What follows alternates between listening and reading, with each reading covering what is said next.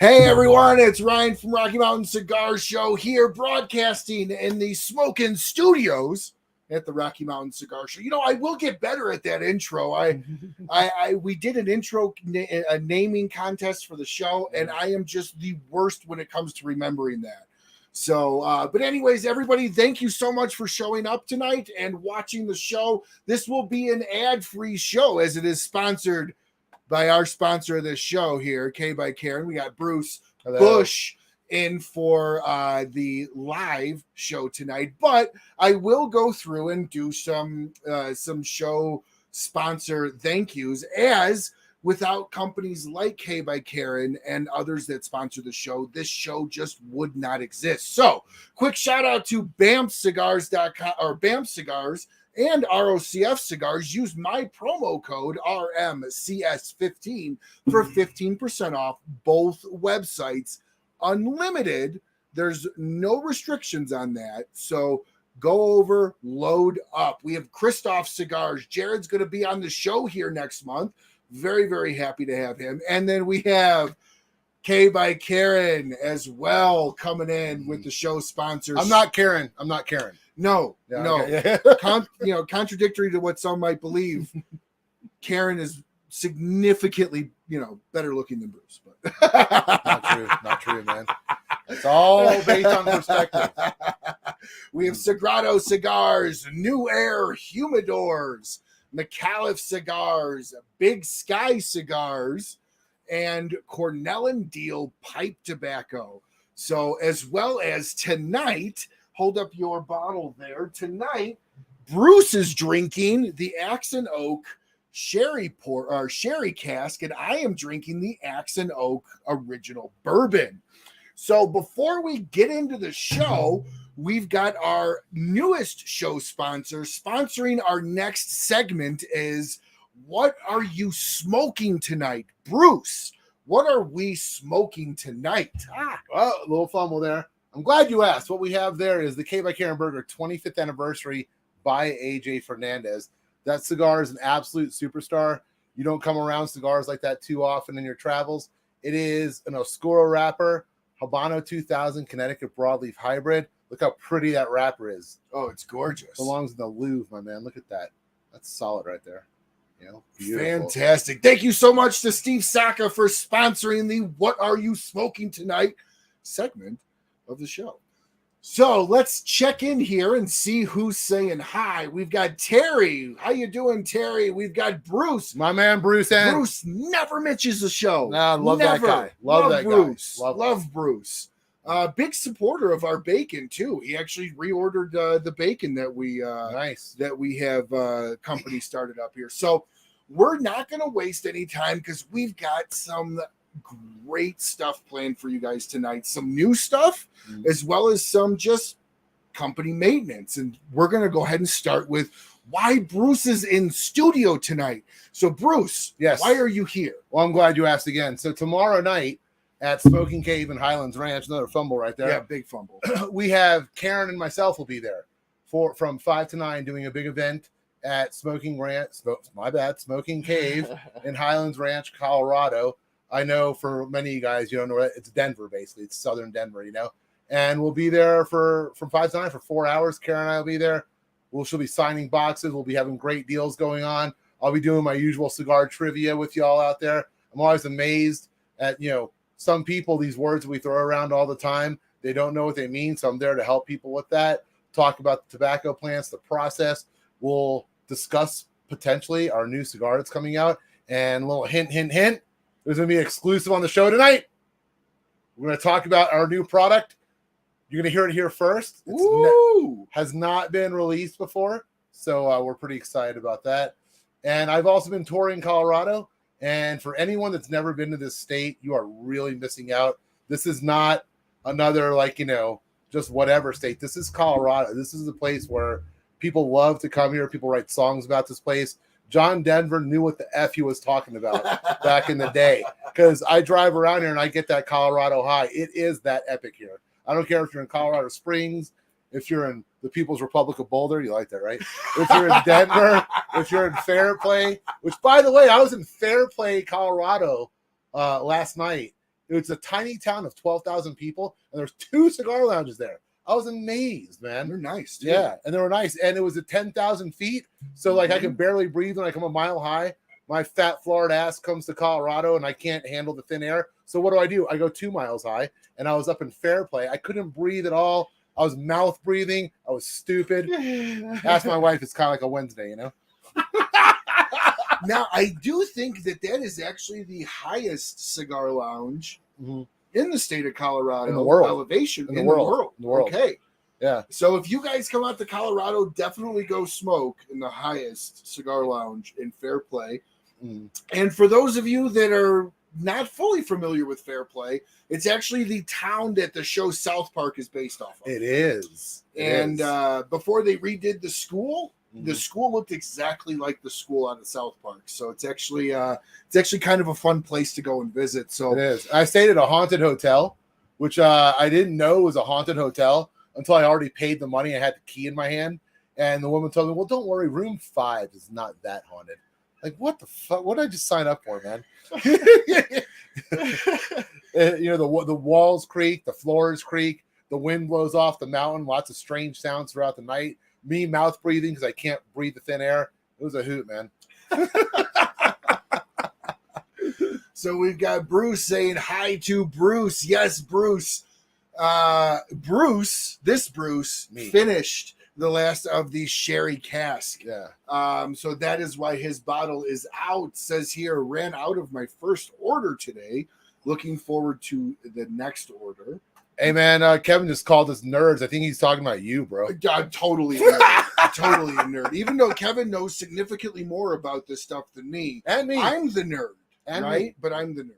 Yeah. I'm the nerd. Yeah. I you know what? I say something about we're getting into this whole cigar nerd thing, right? So I go to some lounges and people are like, well, you're the expert. You tell me, man, I don't like that. I'm not an expert. The cigar world's a moving train. He doesn't know more than me. I don't know more than him. Karen knows more than both of us put together. But, she's a cigar master, of course, right? But, like, we're all, right. We're all learning together, man. I hear people all the time, like, subjugate themselves to me, like, oh, well, you know more than I do. I don't necessarily believe that, man. We all have different experiences in the cigar world, and no one really knows that much more about anyone else, unless you're a master or something like that, unless you're on that elevated plane. But other than that, we're all just a bunch of nerds, man. So let's kind of start there. So you've come on to K by Karen as not to diminish what you were, but the part-time VP of sales, because you were still teaching, for lack of better terminology. You came on full-time. Yeah. What has been the biggest change, other than still dealing with stupid people like you did with stupid kids? Yeah. What has been some of the biggest changes that you've gone through in this transition? And what's the one thing you've really had to learn about yourself entering a new phase in your career? That's a great question. I've never had that one before. It's pretty exciting. Number one, you never get away from stupid people. So I went, there's airports, there's gas stations involved in all this shit. So they're everywhere, right? So, but one thing I've really taken to heart, though, is that now that I'm not in the classroom for 40 hours a week, I really got to ramp it up. And God bless all you people out there that comment on me when you see me like in South Carolina or Florida or Colorado or New Jersey or Rhode Island. It pumps me up. I love it when you guys have Bruce, you're out there crushing it. Thank you.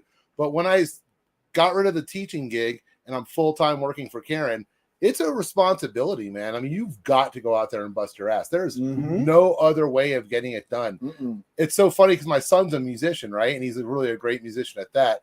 And they have this meme that they pass around in the musical world where it's like, oh my God, you're so talented, you're so talented, you're so talented. And then all the musicians say back to them is practice. Like, it's not that I'm that talented. I'm practicing my instrument 8 hours a day. 4 hours a day. So they're putting in the work. It's the oldest adage in the world, I mean, like Derrick Henry for the Titans. I mean, he's that great of a running back. Yeah, he puts in the work. Tom Brady put in the work. Aaron Rodgers, whatever you think of him, he puts in the work, So having the title of vice president or whatever, that's cute and all that, right? But it's the gateway to putting in the work. And if not, I'm not on an airplane, or if I'm not at home with 2 laptops open and my cell phone and calling lounges all over the country and dealing with European clients and all that, then I'm not really doing what Karen signed me up to do. So I'm a big believer in busting my ass. And if I may go a step further on that, sure. Karen is an inspiration to me, because if you ever spend a day with Karen in Daytona Beach at the Superstore, you'll see her pack boxes. You'll see her do inventory. You'll see her do invoices online. She'll sweep the floors. She'll package cigars. She'll clean the bathrooms. She'll get in there and clean the toilets. And the woman works that hard.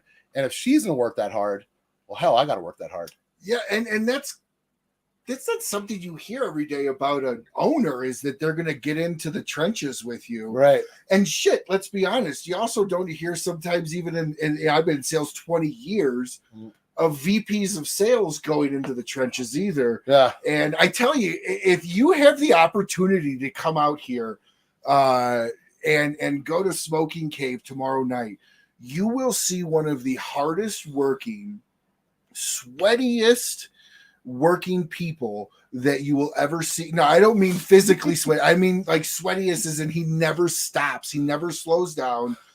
Even after the clock, the guy's still going until 2 a.m. There's nobody in the industry that hustles the way Bruce does. Well, my God, that's high praise. Thank you very much. Well, dude, you gotten that praise from Sean at Smoking Cave. You've gotten that praise from a lot of people out here. I'll give it also to Terrence Riley, Mickey Pegg. Those guys bust their ass too. And there's there's other cats out there that are Jennifer Nicole for Hiram and Solomon. She busts her ass too. So I don't want to say I'm harder working than those guys, but we're all kind of like on a plane.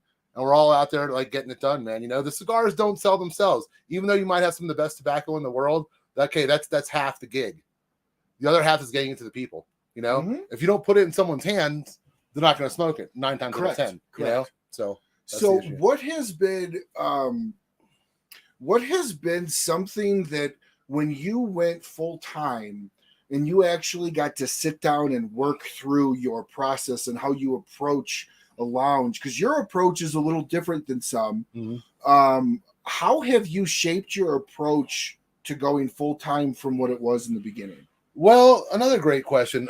So now that we're in more lounges, because I've been out there so much, and so is Hugh and Marshall and Tammy and other people that we have working for us, they're out there getting it done too. So as this process moves on, I have a lot more of like, oh, cool, the Karen Berger rep is here. That's awesome. We've been waiting on that, So before, in the first year, it was more like, oh yeah, cool, the Karen Berger rep. Yeah, tell us about cigars. I don't know anything about him. So now I'm getting a lot of like, oh wow, cool. We love the Habano. We would love to get in the store. We've heard about the AJ collab, blah blah blah, stuff like that. So I'm finding with every passing day, it's I call it the bottom up versus top down strategy, and that's not exclusive to cigars. That's any industry. Bottom up is you're like, come on, smoke my cigar. Come on, bring us on your store. The top down is like, hey man, we want you to come in our store because we want to buy your cigars. It's people contacting me and Karen online saying, hey man, we want to open a Karen Berger account with you. So that more than anything else is like the proof in the pudding kind of, And you guys will see me looking down. I'm getting out of Facebook jail because I shared my show too rapidly and they didn't like that. So I'm looking down strategically and sharing the show throughout the night so that way I don't get put in jail again. Yeah. Well, it's the obscene photos, I think. Maybe it was the That's dick my pic. OnlyFans. That's my OnlyFans. Which, by the way, exclusive after the show interview on OnlyFans. Yeah. Rocky Mountain Cigar. No. yeah. Belay all that. Yeah, that never happened. I can't even give it away for free on OnlyFans. You get charged. Yeah. So as you guys are starting, you're kind of bringing the brand back, and I don't mean back from what it was because it was always a good brand, but it was always an older brand. Yeah. And with the passing of Don several years back Kiki. now, of Kiki. Don Kiki. Right. Of Don Kiki several years back now. Right. Karen's releasing her own stuff. So what is the model with what's going to be happening with the Don Kiki line? Are you guys going to be keeping those? Are they going to be kind of pushed to the side as more grows? No. So we're definitely, we worked really hard on the Don Kiki brand, right? And we worked really hard on the K by Karen Berger brand, and they're not going anywhere. Trust me. So the 5 lines that we have that are named K by Karen Berger, the Cameroon, the Habano, the Maduro, and the Connecticut, and the Karen 25th by AJ, those 5 are going to be, and which by the way is epic smoke. So good. Sidebar So right good. there. Yeah. So good. But in addition to those, we'll still have the 4 original Don Kikis, the Figurado. We'll also have the Don Kiki Gold and Platinum.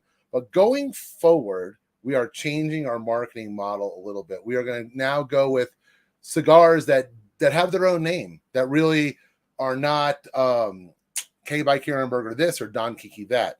And we're very excited about that. We have an exclusive on the show tonight. Okay, we have 2 new cigars coming out this year. One is Karen's cigar, and one is my cigar. Yay! Ooh. Yeah. Ooh. I know. Well, whenever you want to dive into those, we certainly can. We can discuss that now. If you're cool Sure. I was hoping to kind of, with that lead in, Yeah. we were going to kind of get into it because I don't even know what's going on, guys. He didn't even tell me pre-show. Yeah. So we have a okay, so I'm a big football fan, as I'm sure a lot of you guys are out there. I don't care if it's college football. I don't care if it's pro football. I don't care if you're talking about NASCAR, baseball, soccer, concerts, whatever. This country, us Americans, we like to tailgate, right? We like to sit outside. I would agree. And we like to tailgate, right? Yes, we do. Very much so. Yeah, totally. And like, I'm not everyone smokes cigars, but there's a contingent of tailgaters that smoke cigars.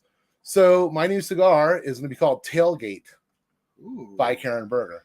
Yeah. Ooh. And I have the design of the box. The box is going to be a cardboard box because we're trying to make it very cost effective to people, especially in states like, New York and Colorado, they got brutal taxes, right? So try and keep 50%. try and keep that number of the cigar down.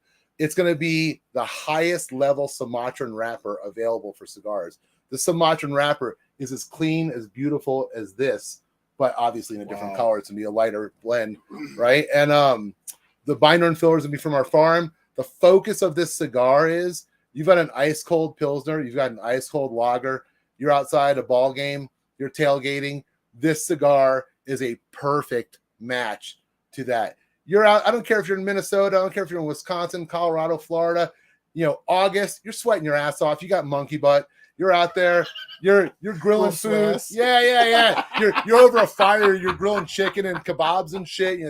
Fires in your face and all. You're sweating balls, right? And you've got a cold beer. You don't want a full body cigar. Maybe you do. But I would say by and large, you would want a refreshing cigar, a cigar that would effervesce, a cigar that would really connect with the cold beer you have in your hand. Yeah. And that's the idea for tailgate. And a couple other things about it. We are going to keep it very price effective, right? It's going to be south of $10. In many states, it'll be south of $9. Okay. I can't say that, because the tax structure in different states is different, but I always go by Florida prices. So in Florida, it'll be south of $9 a stick, right? Wow. Yeah. And we're going to do a cardboard box, and we're going to do 14 sticks in a box to signify 2 touchdowns, right? And so it's going to be pretty cool. So a box will be roughly 110, 120, 122 for a box of 14 tailgates. It's going to be amazing.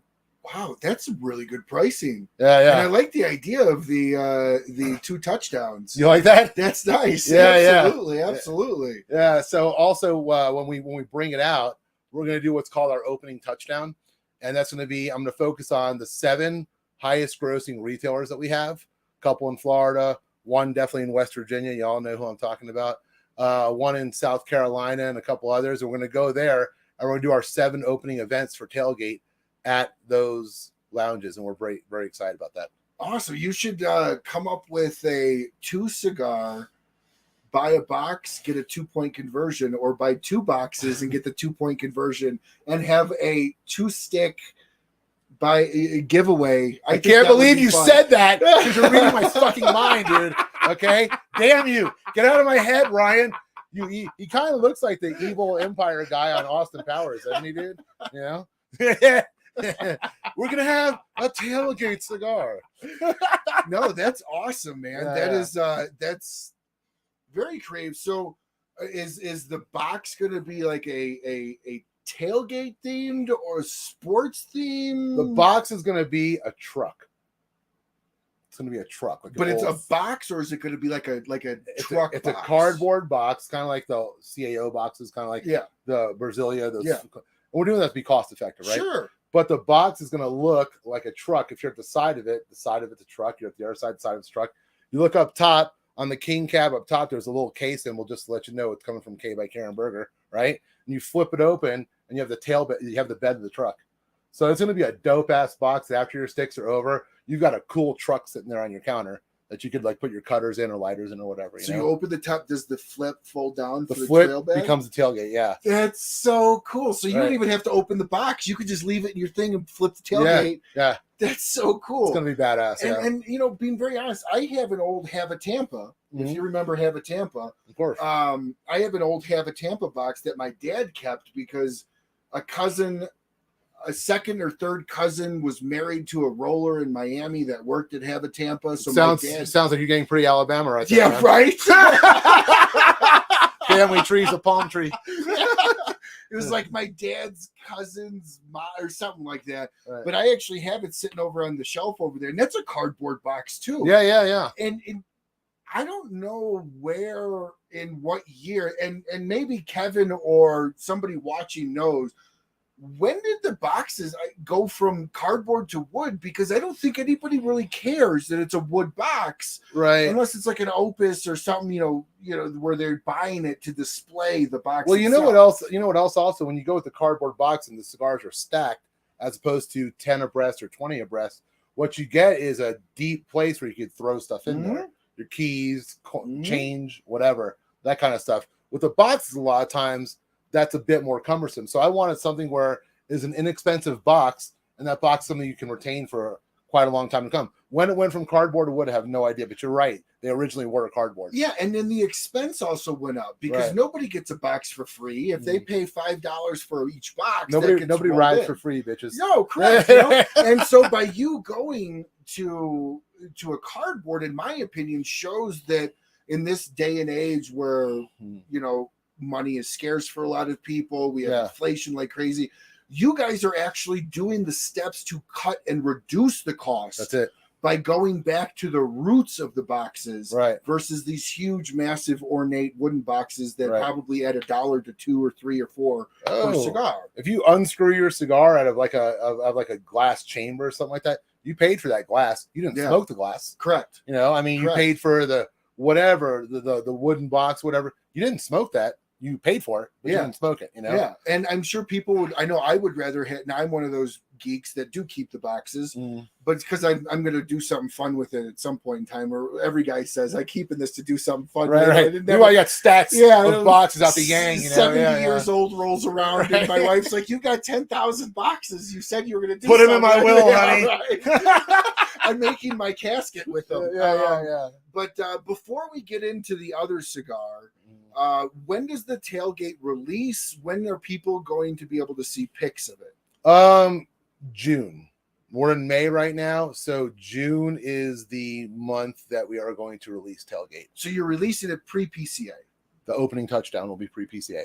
Yeah, so it's our 7 highest grossing shops will get it pre-PCA, and then PCA, everyone will get it.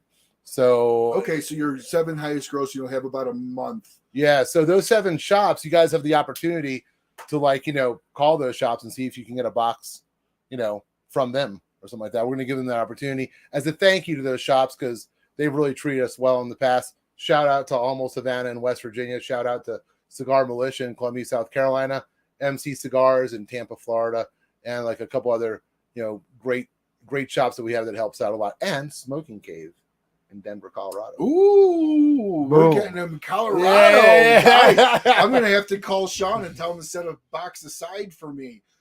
Let's grab some questions here before. I'm going to back up a little bit. Kevin asks a question that I think is a valid question for a lot of people that travel. Bruce, how do you manage your diet when you travel so much? Do you find it hard to eat healthy? Hashtag fat shaming. Yeah. Hey, Kevin, you fucking hairy tattooed fuck. I do find it's a struggle. Last night at my haunted hotel, check that, this morning after the ghost went away, I did 100 sit-ups. I did 40 push-ups, man. Right? So I'm working on it, but you are totally right. It's hard to stay in shape. And this is just generally a business where people eat steaks and shit. Like, you know, people like they go, yeah, for sure, man, for sure. So it's absolutely a struggle. When I get off the plane, I put a case of water in my car, right? And then I also have some Cliff Bars, and it's a struggle, man. And like, you can't always eat at a good place. I don't know where I'm at, right? So I'm in Palmer Lake, Colorado right now. I ate at some Irish bar and had a chicken sandwich, which was very good, by the way, but it wasn't the healthiest thing in the world. So yeah, it's a motherfucker. And Kevin, by the way, a punch in the nuts is coming. And we have Bruce here saying that he posted a picture on Annex Cigar Lounge. If you guys do not follow on Facebook, Annex Cigar Lounge, you're missing out. Bruce posts a lot of great pics, although this might not be one that anybody wants to see. Getting Bruce with a package of Karen Berger cigars without his shirt on. I want to emphasize that. You said package. Yeah, with a package of Karen Berger. Hopefully that was covered, or did the whole Namakubi covering that Kevin did with Room 101. But he was nervous about Facebook jail. Let's see here. Bruce says that you probably got your tailgating idea from high school football games. Not true, from going to Bucks games in Tampa. Okay, so there you go. And USF games. Right here, we've got Patrick Carr going to the cave tomorrow night. So, Patrick, if you're up at the cave tomorrow night, make sure you come up and say hi to us. And then let's see. Will the truck have the Kansas City squat going on? Okay, I don't know what the Kansas City squat is. I was hoping maybe that was like an inside thing. No, I don't know what that is. So I'm going to go ahead and guess you're going somewhere dirty with that. Probably. Kansas City. I know you're a Buckeye fan. I'm sorry about that. I don't really know what the Kansas City squat is, man. I wish I could speak more educated on that, but I cannot. Maybe a lowered truck? I don't know. Like a lowrider truck? Who knows? I don't know. Kevin asks if he's going to be able to buy rims for it. Oh, that's interesting. You can take a Sharpie and just like draw some on, man. You know what though? That might be actually kind of fun to personalizing be able to provide the K by Karen Maduro stickers for the wheels, or K by Karen. So if they buy them, then they can actually kind of pimp it out. You could pimp it out. Yeah, I think that might be fun. You could pimp your ride. Yeah, especially right. Except these will actually run, unlike the ones on MTV. Right. So Kevin says burning them in the bonfire is always fun for the boxes. Let's see. Just like what you said, gas, cash, or ass. Nobody rides for free. Amen, man. Amen, dude. Bruce coming in. I have a 3-pack cardboard box on my wall because it has Karen's signature on it. Nice. Bruce is just such a great fan of the cigar world. Absolutely. Yes, Bruce. Round is the shape. I tell my doctor that all the time when he tells me to get in shape. I tell him my body is like a glass of water. It just takes whatever shape of anything I'm wearing. Let's see. Here we go, Kevin. It's when the front end is all jacked up and the truck is squatted down, so it looks like. Oh, nice, man. So let's get into Karen cigar. But Bruce, to answer your question, if you didn't hear it, Tailgate comes out in June. I know you will be able to call Smoking Cave if you don't know where to get it, and they will ship it to you as well. So tell us about the Karen cigar. I cannot. I was doing just half an exclusive. Can we get a sneak peek of at least just open the book and shut it real quick. A release date, if that PCA. PCA will be to everybody. Yeah. Can we get a size?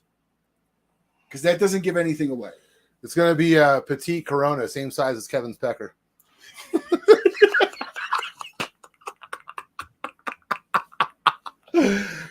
I hear Kevin likes a V cut. Just ask his Moyle.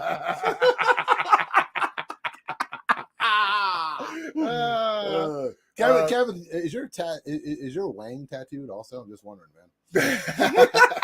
Kevin's got a lot of tattoos. I will say though, meeting Kevin in person was one of the best experiences I had at TGS. Kevin he's been such a great friend. We joke and kid, but in all seriousness, if I call the guy, he will drop everything, go, who do we have to go get? Where do I have to be at? He's got awesome. A drop bag. Yeah. Kevin is absolutely, it's completely tattooed. So you have a full shaft. Yeah. Instead of a sleeve, you have a shaft. You know what you got to do? You got to tattoo a $100 bill on there because, my wife, she won't cook, she won't clean, but she'll blow $100 just like that. It was terrible, right? Semi-family show. No, I'm just kidding. I gotta have parental warnings come up now. Oh, goodness. Kevin actually says something here really good that might be worthwhile and very inexpensive. Uh-huh. Put together the printable rim images on your website. That's awesome. Because then what you can do is you can use it as a data collection, put in your email address, and you get the pictures. That's awesome. And now you guys can actually start building a database. That is beautiful. That's going to happen. Great freaking idea, Kevin. Yeah, we can even have like, little Chicano dice hanging down from the rearview mirror with K's on them or something like that. Yeah, that would be awesome. That'd be dope, right? Yeah, and then do one of your face for the wheel. Love that, man. Or a hood ornament. Ooh, now that's good. That's really good. Let's see. There goes the family rating. Unless it's my family. Yes, absolutely. So we have Karen Cigar, which we have coming out by PCA. So everybody keep an eye on that. We got a little sneak peek of it. It's a Petite Corona. And that is, no? It's not a Petite Corona. Oh, I just said that. Thought he was just funning. I had a great dick choke and I had to let it out, dude, okay? It doesn't, everything Jerry Seinfeld says isn't true, You're the first one to tell you half it's bullshit. Yeah, no, it's very true. It's very true. So the only sneak peek that we got was the tailgate. However, that was announced here on this show before it was announced on any other show. Yeah. So I really, really appreciate that. No worries, Thank you so much for that. Thank you for being a great supporter of us. We really appreciate it, dude. Love you guys. I tell this to everybody. Nobody has a Cameroon quite like yours. Thank you, man. Appreciate that. Hands down, my favorite Cameroon of any company is yours. I hoard them. I just threw you. I know you did, and they're going to be hidden because I have friends that just go in there and grab, and they're not grabbing those. You need to have a friend humidor at your house. Okay, all the cigars you don't want, they're in the friend humidor. When someone comes over, let me get a stick, dude. Right there. Well, I actually, I have a buddy that has a friend shelf. And what he did was he put all of his nice ones on the bottom shelf in the back. Okay. And he goes, yeah, dude, pull from the top shelf, man. It's the best stuff I got.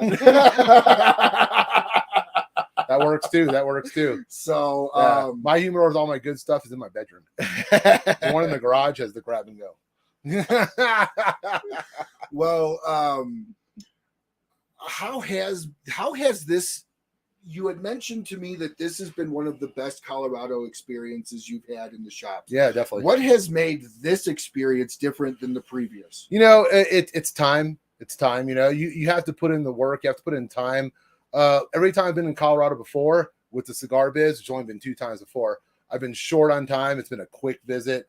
And as you know, it's a big ass state, right? So, you can't, in this visit, you can't, I call some reps, I think they're just like Johnny Appleseed, and they think they're going to sprinkle cigars on a lounge and they're going to grow in the humidor. It doesn't work that way, No. It's a deep relationship process, and you got to get with the owner and spend time with them. So I knew Karen and I had this event tomorrow night, so I got here on Monday, and I've just been working Colorado all that time. Now I know where I haven't hit every shop yet. Karen and I are going to go to one tomorrow morning together. That should be a treat for them, man. It's not just me; it's Karen coming. Are you allowed to announce where?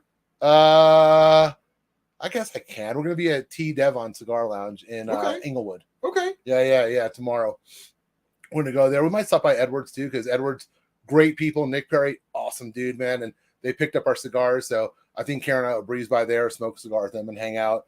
Then probably back to the hotel, get showered up and get ready, get all dolled up. So I look beautiful, so people want to take pictures of me. And I'll just, I'll put Karen in a potato sack. She looks good no matter what. So you should hit up Devon's. That's the one. No, T Devon. Okay, I've never heard anybody's call it as T Devon. Oh. I've only ever heard it going by here in Colorado. It just goes by Devon's. And you guys also in Colorado pronounce your state wrong. You say Colorado. I don't know where that comes from. Well, the RADO, Rado, Colorado. Colorado.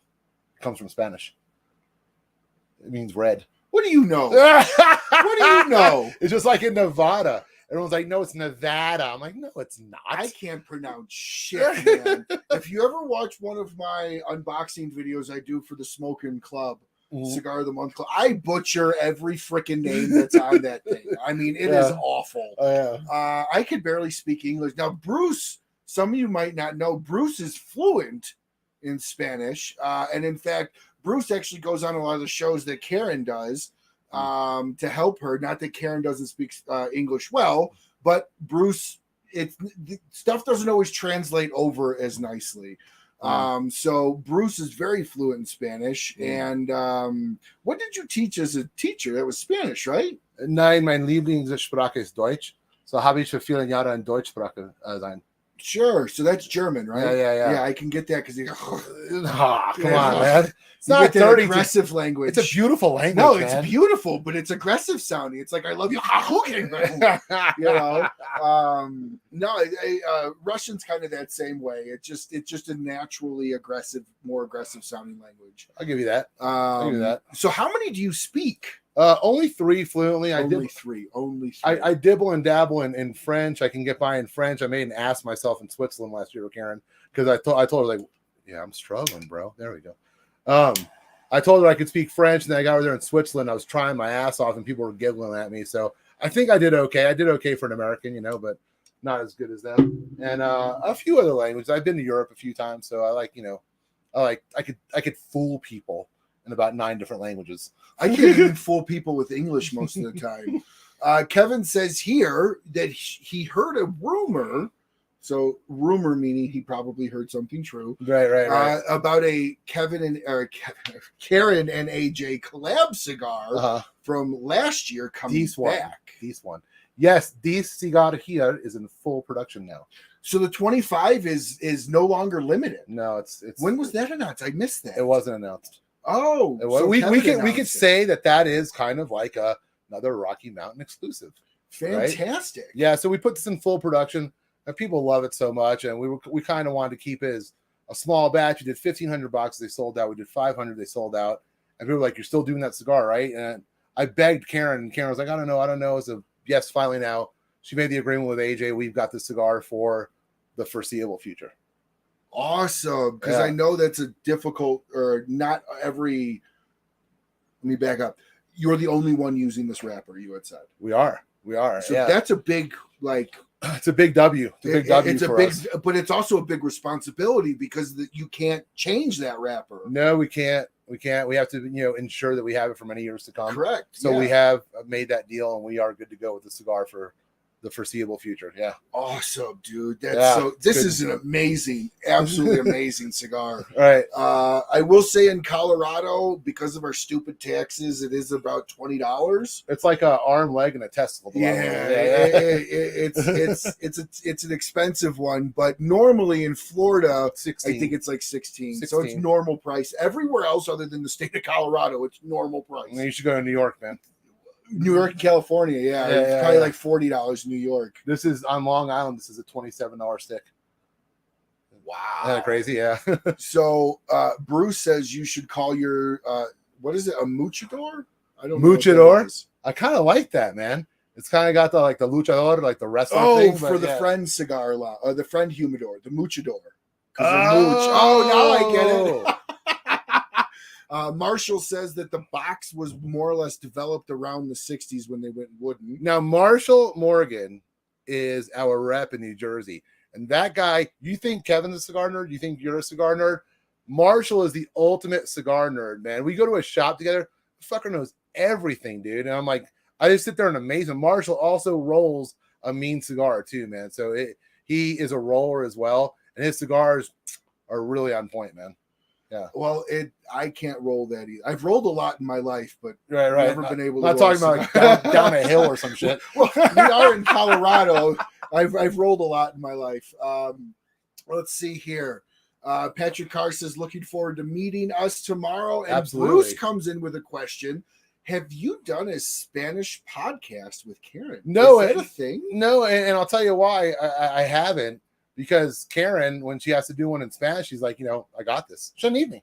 Are there Spanish podcasts in the cigar world? Oh, yeah, definitely. In the U.S.? I don't know. I don't know where they come from. I don't know I think one's out of Miami. I'm not certain. And a couple are out of Latin America, DR or something like that. But I know whenever Karen does them, I'm like, you don't need me. Karen, I got to say something about Karen right now, okay? All right. She is a little insecure about her English. I think her English is really good, by the way, right? I think it is too, right? But her Spanish is the finest Spanish I've ever heard on anyone. She speaks that language so eloquently I mean, kind of like Ryan attempts to speak English, right? Like Karen's like on that level with Spanish. It's really amazing.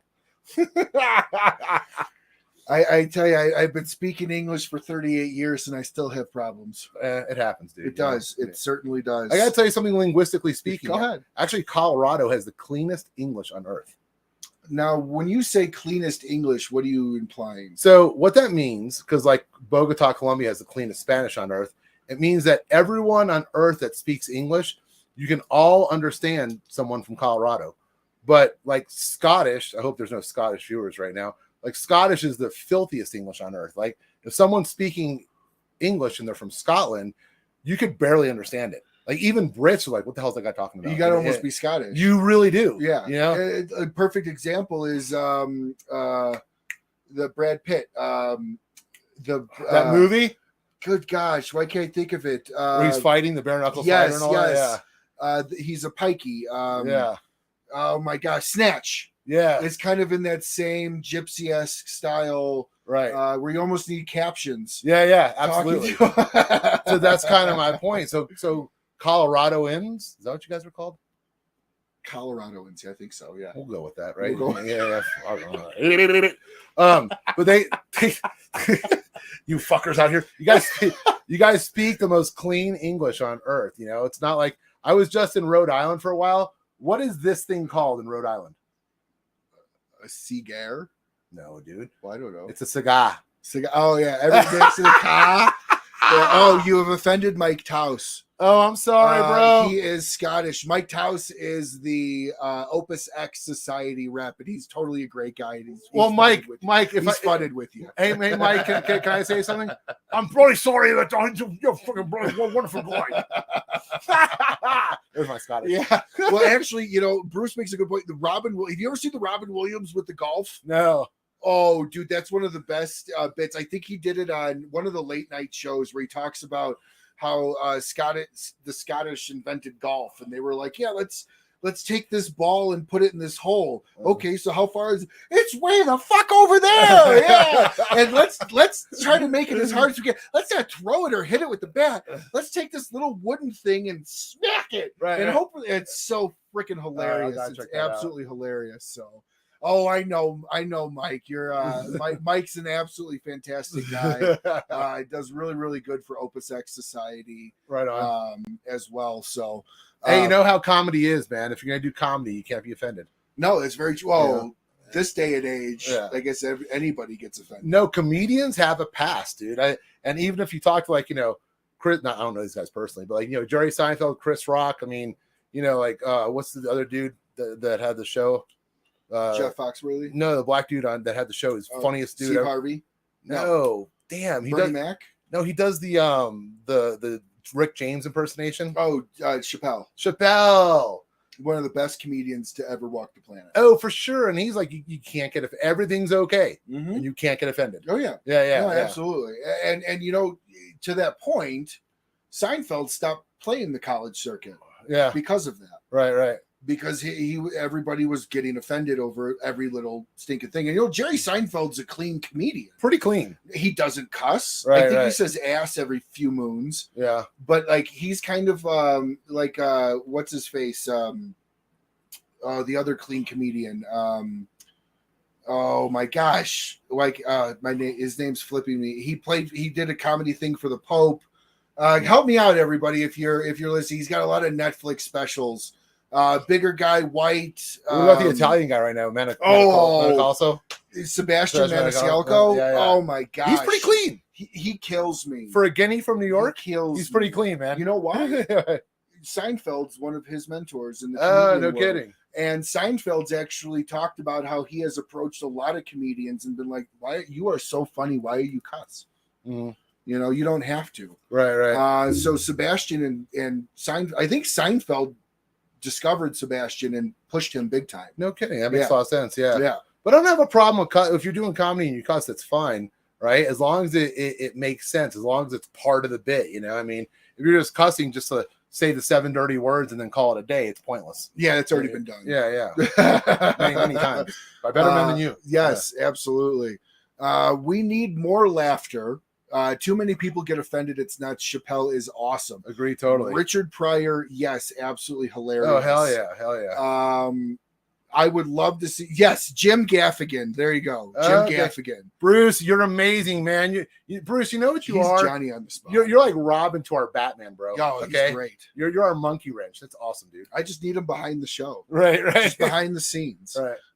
My shows are better knowing he's watching. Amen. Sebastian in Chicago, I would love to have seen him. Bill Cosby, I will tell you, outside of everything negative that everyone has ever heard about him, he was one of the funniest motherfuckers to ever walk the planet. Yeah. You've heard that whole thing with Eddie Murphy and Richard Pryor and him, right? No. Okay, so Bill Cosby like called Eddie Murphy. He's like, Eddie, you're so funny. Why do you have to say all these cuss words? You're so funny. And I called Richard Pryor, and I was like, Bill Cosby just called me, and he's like, I shouldn't say all these cuss words. And Richard Pryor was like, do the people laugh when you say your jokes? Yeah. Do you make money saying your jokes? Yeah. Well, then you tell Bill to have a Coke and a smile and shut the fuck up. Absolutely, because Pryor was another one that was hell yeah. I mean, fantastic. Both actor. Yeah. Harlem Nights, Hear No Evil, See No Evil. Right. He was also in one of those Superman movies. He was the villain in one of the Superman movies. Superman 3. Had to have been 3. Yeah, I haven't seen 3 because they sucked after 2. Yeah, they really. There's just a 4. Yeah. It's kind of like Smokey and the Bandit. Yeah. The second one, watchable. Right. Third one, they should have stopped. Back to the Future is the only comedy that did 3 in a row, and they're all good. They were actually, equally as good as the other one. I can't think of any that are that good. For 3 in a row. Yeah. If you could think of a movie that had a sequel, and then a one after that, 3 movies in a row, where they were all funny, they were comedy, chime in, let us know, man. Yeah, I can't think of, even The Hangover wasn't as good. The second or third one. Yeah. Even though what was the other one? Oh shit, I can't remember. Where the girl sticks her flute in her snatch. American Pie. That one. Yeah. Yes, Kevin Hart is hilarious. Kevin Hart's good. Yeah, he's pretty clean. Yes, he's pretty clean. He can be. Yes, he's short as hell too. He is, but he is. I would like to have his bank account. Yeah. Pryor, yes, was in Superman 3. Yeah. Key and Peele, another Key great and Peele one. are hilarious. And then, yes, all of Mel Brooks' movies. And in fact, Mel Brooks just did a remake of History of the World. History of the World. Yeah. I don't know that I want to watch it. I'm going to check it out.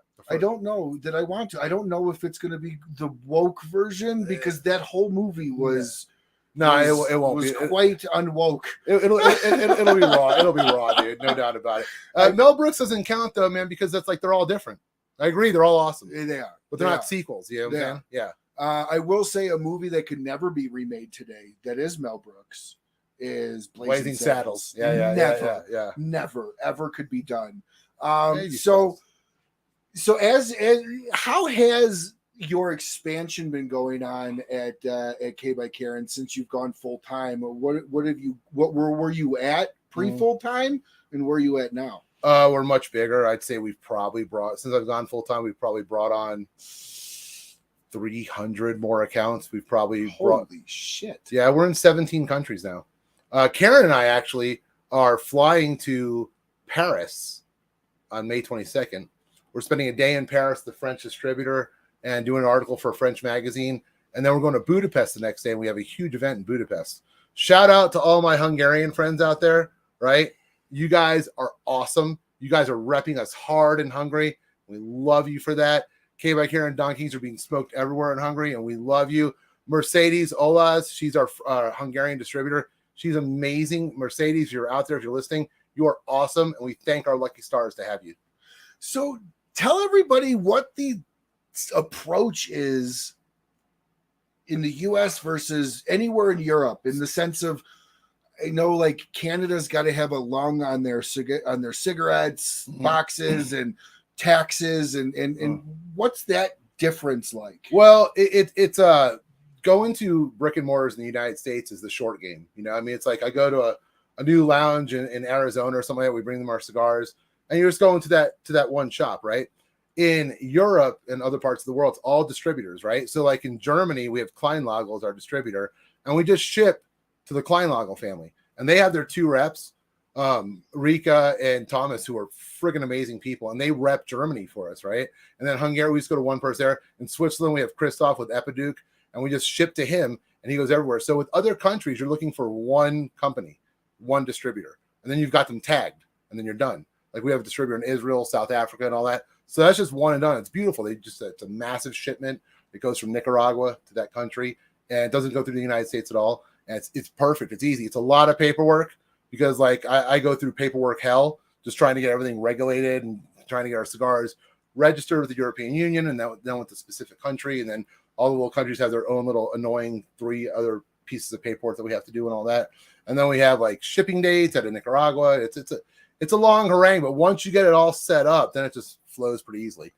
You know. Now I know Kristoff does specific select sizes in Europe that they don't offer here. Okay. For instance, the Vengeance Lancero is not offered in the US. I think it's a Germany exclusive. Does K offer anything like that? We have a couple of exclusive cigars that are only in Switzerland. We have one exclusive cigar that's only in Israel.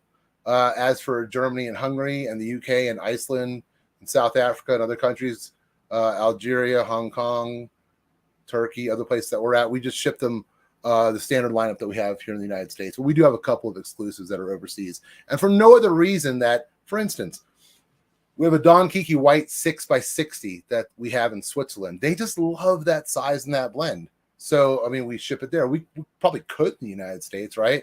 But 660s are popular. They are. And I get a lot of our standard 4 K by Karen Bergers that we have in the Toro size, the box press, our Habano, our Maduro, Connecticut, and all that. I get a lot of feedback from people in lounges in the United States. Like, I would love this in a round 6x60. So I've been talking to Karen. I was like, can we do that? She's like, Bruce, we have factory. We can do anything. Well, you guys are clearly already making them, so it would just be making enough for here. Yeah. It's really where you want to put your energy. You know, I mean, like, you know, we got the factory, we have the tobacco. It's just a question of what do we want the rollers and the blenders working on that week. You know, I mean, when there's a high demand for this, they do that. When there's a higher demand for this, they do something else. You know, we just kind of work that way. Whatever the demand is, that's what they start rolling more of. Like right now, our Don Kiki Gold is taking off like wildfire, which is funny because it's the first of all our premium brands. I don't know if you guys know the story. Some of y'all might have heard it before, but Don Kiki Gold was Kiki's last blend. And then the Platinum was Karen's first blend, right? Okay, I didn't know that. Yeah, so I call the Don Kiki Gold, I call it Beethoven's Ninth Symphony because he made it and he never saw it go to market. And Beethoven, he made his Ninth Symphony, but passed away. But he never heard it. Yeah, he couldn't hear it. He was deaf. Yeah, so it just all came out of his heart, you know. So that's making a huge comeback right now, and I think you touched upon it before. The economy comes into play because our Don Kiki Gold's super price effective. It's an $8 stick in Florida for a Toro. You know, I think that's like what? 30? That's an everyday cigar. Yeah, that's like 35 in Colorado, right? Yeah. Might be closer to 100. Right. So real quick, shout out to Kevin. Jump over to Trash Panda Cigars. We have been using this puppy all night. Now, the beautiful thing about this lighter is you don't need a permit to carry it. Although some people might be afraid of it because it's black and shaped like a gun, and you know, black guns are scary. Right. But definitely shout out to Kevin. Thank you so much for sending this over. Jump onto Trash Panda Cigars. This is my tabletop lighter. This is on low, by the way. That is on high. You can weld with this thing. So jump over to Trash Panda Cigars and check that out. Thank you so much, Kevin, for sending that over. I want to answer a question from Mike, right? Mike was saying what country spends the most amount of dollars on cigars. I don't know if you guys know this or not, but the cigar industry, 80% of cigar consumers in the United States. 80%. And then 8% is of the new age cigars. Well, just cigars in general. And you can throw the Cubans in it also. Really? 80% of the consumption is the United States. And like 7 or 8% is Germany. So like the rest of the world is like 12%. Wow. Isn't that crazy? Like the UK is like less than 1%, you know, and like France is like, you know, 0.5%, stuff like that, you know. Yeah, France is probably more cigarettes. Yeah. Well, I mean, you know, just they have their lounges, but I mean, it's more of a luxury item in a lot of those countries, you know, because the taxes and whatnot. You know, the United Arab Emirates, they're big cigar culture there also, but again, it's only for people that are in the higher echelon. So be blessed that you're in the United States, as you guys get your hands on a lot of good sticks in this country. Yeah, and I was actually told by a buddy over in England that factory smoke is like $15. Wow. Yeah, that's crazy. It's like a $3 cigar. That's why when Brits come to Florida, they get like a shopping bag and they're like, they start stuffing their bag, you know. So what has been, because you're obviously traveling all over the world now, to an extent, I'm sure. How much more stamps has your passport had in the last, since going full time? And what has been one of your favorite countries that you visited? Well, when Karen and I went to Switzerland last year after the trade show in Germany, right? And our Swiss distributor, Kristoff, who's the coolest guy on earth, right? Guy's like 6'10". He played professional basketball and all that. He's like, Karen, Bruce, like, your money's no good here. He treated us to steaks. We went on a helicopter ride over the Matterhorn. Oh. If you can even imagine how epic that was. I couldn't believe what we were doing. I was like, oh my God, look at that. I've only seen some postcards. Now I'm looking down at it right now, you know? So yeah, he put us up in like this Roman bathhouse. I was getting massages every night. Did you go skiing? Huh? Did you go skiing? No, it wasn't ski season. Plus our itinerary was so booked. Like he had every hour accounted for, you know? So, so it's like, okay, we're going here. And Karen's like, Bruce, can we just relax? I'm like, no, we have a schedule. no, we can't relax. We have to get going, you know? So where is your next country that you're traveling to? We're going, like I said, we're going to France, and then we're going to Hungary. Then Karen is flying back home, and I'm going to go spend 4 days in Austria because one of my dear friends lives in Austria. I'm going to go hang out with him for 4 days. And then I'm actually going to go to Poland after that and meet a Polish distributor, and then I'm going to fly home from Poland. Yeah. So why is it one distributor? Is it only one distributor in Germany? Yeah. Well, you know, in all honesty, it's easier on us too, man. You know? Well, of course. Yeah. And it sounds like they actually, as a distributor, they actually sell. Yeah, definitely. Well, a lot of them want exclusivity also. Yeah. Like if I'm selling your cigars in Croatia, I don't want anyone else selling them in Croatia, you know, because there's a finite number of shops in a lot of those countries. You know, it's not like the United States. It's not like Dallas or Tampa or Atlanta or something like that, where there's like hundreds of shops everywhere. You know, there's probably more shops in Miami and Florida alone than probably Europe, the entirety of Europe. Absolutely. Yeah. Florida and Texas together, I would say, have more lounges than the rest of the world, excluding the United States. If you put Florida, but and even Texas in together, the United States, you put Florida and Texas, you probably got a quarter of all the lounges. No. The Northeast is a lot. Really? Oh yeah. See, I haven't been able to get up. Yeah. I would love to go to Boston, some of the old lounges in Boston. Boston's only got a couple now, man. Really? Yeah. Massachusetts has put the smackdown on cigars. Really? Which has made the Rhode Island and New Hampshire cigar world flourish. Wow, that would piss the Kennedys off. Yeah, I know, right? But I mean, it's so ridiculous because all they're doing is slitting their own wrists. So people just go over the border to Rhode Island or Connecticut or New Hampshire and get their cigars, you know? So let's see. California, I've heard that California has a lot of shops, but the taxes kill the shops. California is also like Europe, though, man, because like we have a distributor in California because she has the California D license, which is really a pain in the ass. And California is just like easier for us to just go through one distributor and you distribute throughout California. So California is kind of like a European country. Now, I remember you and I were talking. You actually even brought this up at a lounge to, I think it was Sean. But you guys were doing something where you were taking on to help reduce costs of your cigars in the shops. You guys were taking on the taxes part of it? I don't know if we're taking on the taxes, but we haven't raised our prices. Did I say that wrong? Yeah, we haven't raised our prices. Okay, because I thought I had remembered something how you had said that you guys were going to help swallow some of the taxes. Oh yeah, but we looked into that. There was more trouble than it was worth. Oh really? Yeah. Okay. We actually approached that, and it was like, oh my god, it was more paperwork. It was more logistics than we were kind of ready for. You know. So what's the hardest state to sell in that you've been into right now? Have you been to all 50 states currently now? I have not been to Hawaii. I have not been to Alaska, Washington, Oregon. I have been in North Dakota. Okay, you go up to Alaska. You let me know. I'll put you in contact with Michelle and Tom Pauser. They'll take care of you, and they'll take you around to the lounges. I'm actually doing an Alaska trip in August. Okay, go to Juneau, Fifth Avenue Cigars in Juneau. I'm not going to Juneau, though, man. They have a cigar. No, Fifth Avenue. No, that's in Anchorage. Anchorage. I'm sorry. Yeah, they're already a client of ours. Oh, they are? Yeah, okay, cool. I just know that they're one of, I think, 4 two or so places. There's 4 in Alaska. Yeah. There's one on Kodiak Island that basically what they do is the people that come in, the crabbers and all that from the ships, they supply them with cigars. So you can't really drive there. So I don't know if I'm going to visit there when I'm in Alaska. There's 2 in Anchorage, and there's 1 in Fairbanks, Rat Pack. So Rat Pack and Fairbanks and Fifth Avenue and Anchorage are already clients of ours. Oh, fantastic. Yeah, Ben over at Fifth Avenue has actually just done my show for really. Well, Chad Renfro is the owner of the place. Chad's the owner. Ben's kind of works there, as well as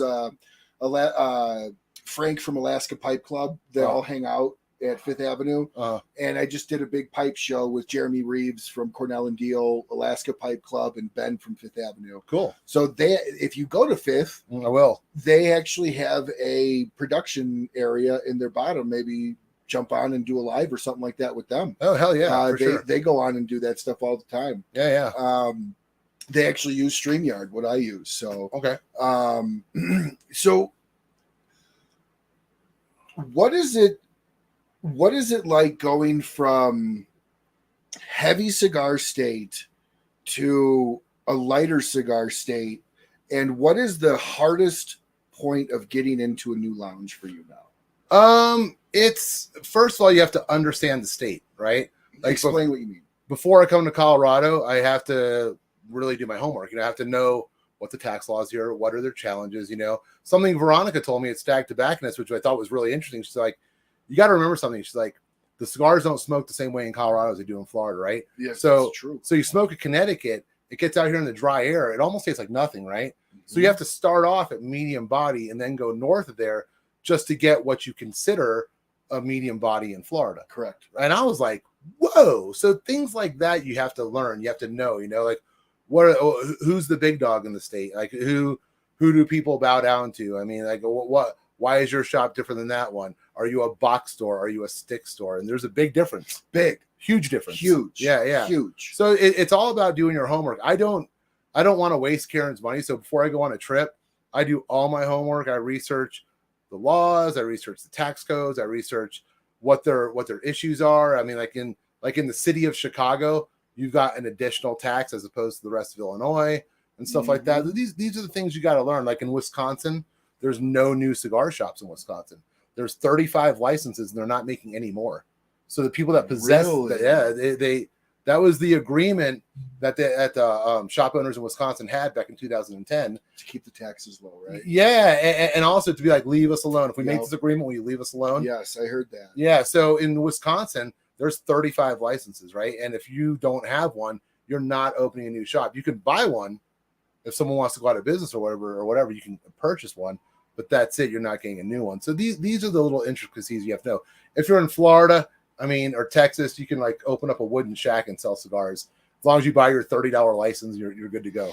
Well, I've actually heard that Florida is actually a really, really difficult place to sell cigars. And obviously because it's a very saturated market. Yeah. Well, it's not only that, everyone in Florida is knowledgeable, right? So like everyone lives there. Like, Nick Perdomo, Pete Johnson, Karen Berger, Rick Rodriguez, and I'm just naming a few. They all live in Florida, right?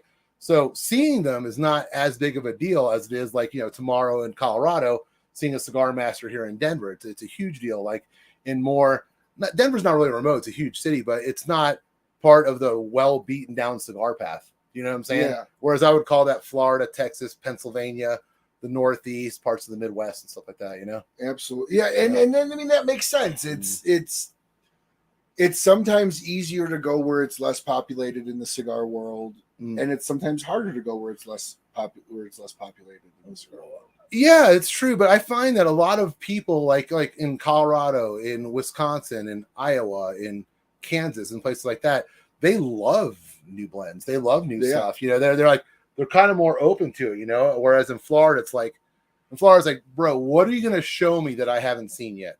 Okay. Yeah.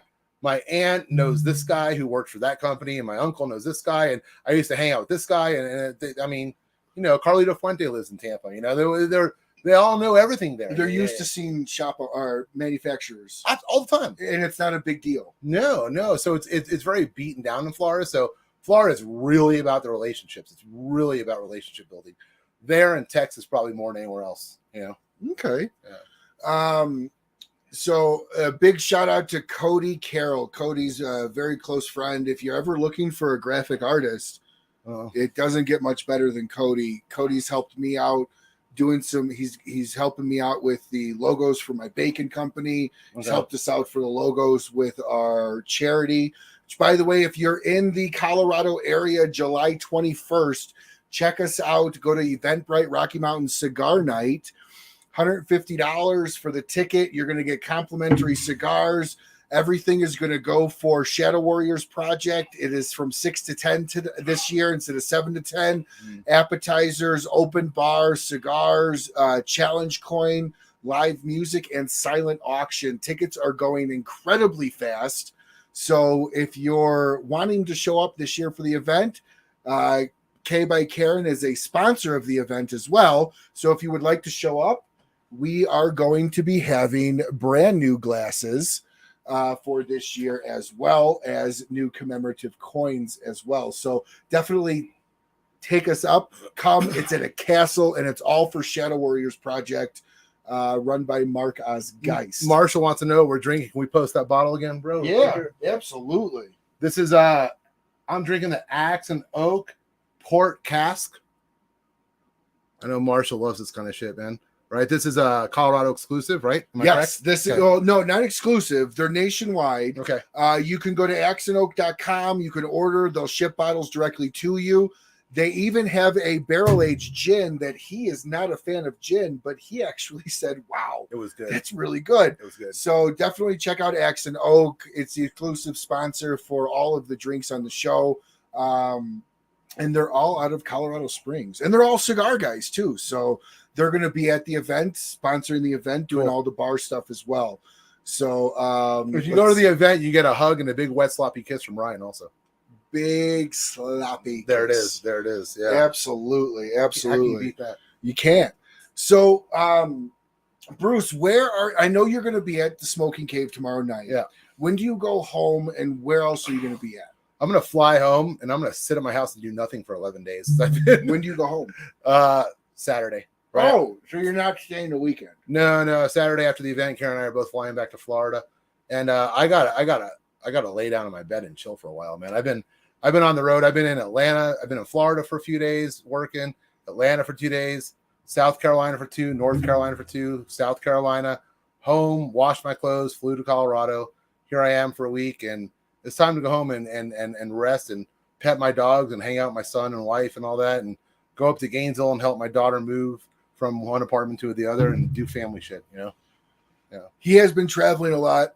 He's doing laundry at our house because he is traveling so much. And I do not blame him for not wanting to go to a coin laundry place at all. So he's been on the road quite a bit. And I actually just texted my wife to remind her to move the laundry over, and she already has. So oh my God, there you go. that's awesome. Fantastic. This is a full service show, man. If you're ever in Colorado, come on the show. You'll get free drinks, free cigars, and free laundry service. Yeah. I don't fold. Well, that's okay. That's okay. Yeah. No, we have not had any bacon. Text your wife medium starch. If I text her that, I'm on the couch. right. And I'm out of here. Yeah. Show over early. Right. No, we have not had any bacon at all. However, if you guys are interested in some bacon, we do have a new bacon company open, started by my neighbor, Jeff, and I, and it's very, very good bacon. It was actually pretty much demanded that I start the business by several people that have been reordering bacon. Bruce is one of them. Word. So definitely, if you're interested in bacon, go to RockyMountainGourmetBacon.com and order yourself a 10-pound satchel of bacon. Do you know bacon is like pizza and sex?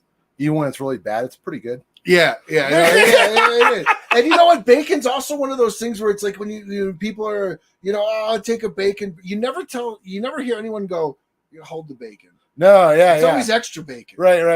So being in the bacon business is kind of fun. Or if it doesn't have bacon on it, can you throw some bacon on it? Yeah, right. Right. Yeah. Even if it's something weird like peanut butter and jelly sandwich, side of bacon, cereal and milk, throw some bacon in it. Yeah, absolutely. It's not good for the belly. No. But many things aren't. Yeah, I told my doctor I started a bacon company. He's like, shit, we got to reorganize a few things. Yeah. Don't talk to your life insurance agent. Yes. Your premiums will go up. Absolutely. Jason Lawrence. Jason! Karen Collab is the best AJ cigar out there. Now that says a fuck ton. That does. I love that guy. Because AJ is a god in the cigar world. He really is, man. And for somebody to say that your collab is the best he's done. Wow. Now, I will say their collab is the only one using this wrapper. And can I tell you something else? It's the only pure collaboration. There's Karen's tobacco and AJ's tobacco in there. Oh, really? So it's a bone. The filler is half from AJ's farm and half from Karen's farm. So it's a bona fide collaboration. It's the real deal. Did you drive the tobacco over there yourself? I did not. No. What? Yeah, that would be cool, man, right? I know. No, I didn't. Old truck. I didn't have any part in that. Have you been down to the factories yet? Yeah, man. I was down there in February, and it was kind of crazy because, like, Karen and I, like, we hang out together all the time, and we're, like, really good friends, like brother and sister. We're, like, you know, she just ate a salad, and I'm picking, like, you know, stuff out of her teeth for her and all that. We're just, like, really close, and all that, you know. But we go down there, and Karen's like a goddess down there, man. You know? It was, like, really, like, whoa. Like, she's a huge deal down there, you know? So it was really, I was like, wow, man. You know, she's one of the big dogs, you know? Karen has been blowing up over this last year. Oh, yeah. I mean, she is everywhere. Sister to the Leaf Global Movement. She is everywhere. Yeah. So let's see. I think I'm needing to order another batch because I'll probably eat the second batch before the order is up. Yes. Bruce, we are opening subscription ordering. So you can order every month, every 90 days, every 30 days, every 120 or 180 days, or once a year. And you can set that. Mike, I appreciate that. Go to RockyMountainGourmetBacon.com and you can order yourself up some. Now, the natural sweetness from Karen's farm really makes the stick magic. Now, let's talk about that. What makes Karen's tobacco so special? You know, that's a great question. And I give someone this AJ Karen collab, and they smoke, and like, I could taste AJ in there, no doubt about it, right? Because the boldness of tobacco and all that. Karen's tobacco is very subdued, man. It's Nicaraguan, right? So it's got all the punch of a Nicaraguan tobacco. It's of the highest quality and all that, but it's got that sweetness. It's got that graham cracker. And I don't care what Karen cigar you smoke, there's graham cracker in there somewhere, man, you know? Because just every farm is different and every fermentation process is different, you know? And that's kind of where it's won and lost, is the fermentation, you know? The process, how they do it. Do they rush it? Do they, I don't want to say any bad things about anyone else, but how do they ferment the tobacco, you know? So it's all about the growth of tobacco and the fermentation process. And when I was down there, I got to meet Don Chico, right? And that's Karen's master blender. He and Karen both have the final say-so on what goes out to the public. And that guy is like a master, man. He is just like on point, focused, absolutely pays great attention to detail. So if you're going to say that, Jason, I appreciate that. We got to give Don Chico a shout out because he's one of the real big reasons why that happens. Well, why do you think that, and I'm asking this question in all seriousness, are you guys doing that much more outreach now? Because I literally open up Facebook and I see Karen. I feel like in every third or fourth post, right, something about K by Karen, whether it's her somewhere, picture. So are you guys just doing that much more outward? We are. We picked up Mayan Queen out of Houston, Texas. She's doing a lot of our social media for us. Mayan, you're doing a great job out there. Her name's actually Maya. Shout out to you for doing such a good job. But she's really helping us out with our social media. And then Tammy and Marshall and Hugh are repping Wisconsin. I mean, we're all kind of like, and also Tamaris in Daytona Beach. Tamari is doing a great job also. So we're all very much converging on getting our social media footprint as large as we can. You know, every time we do something, we want to put it out there.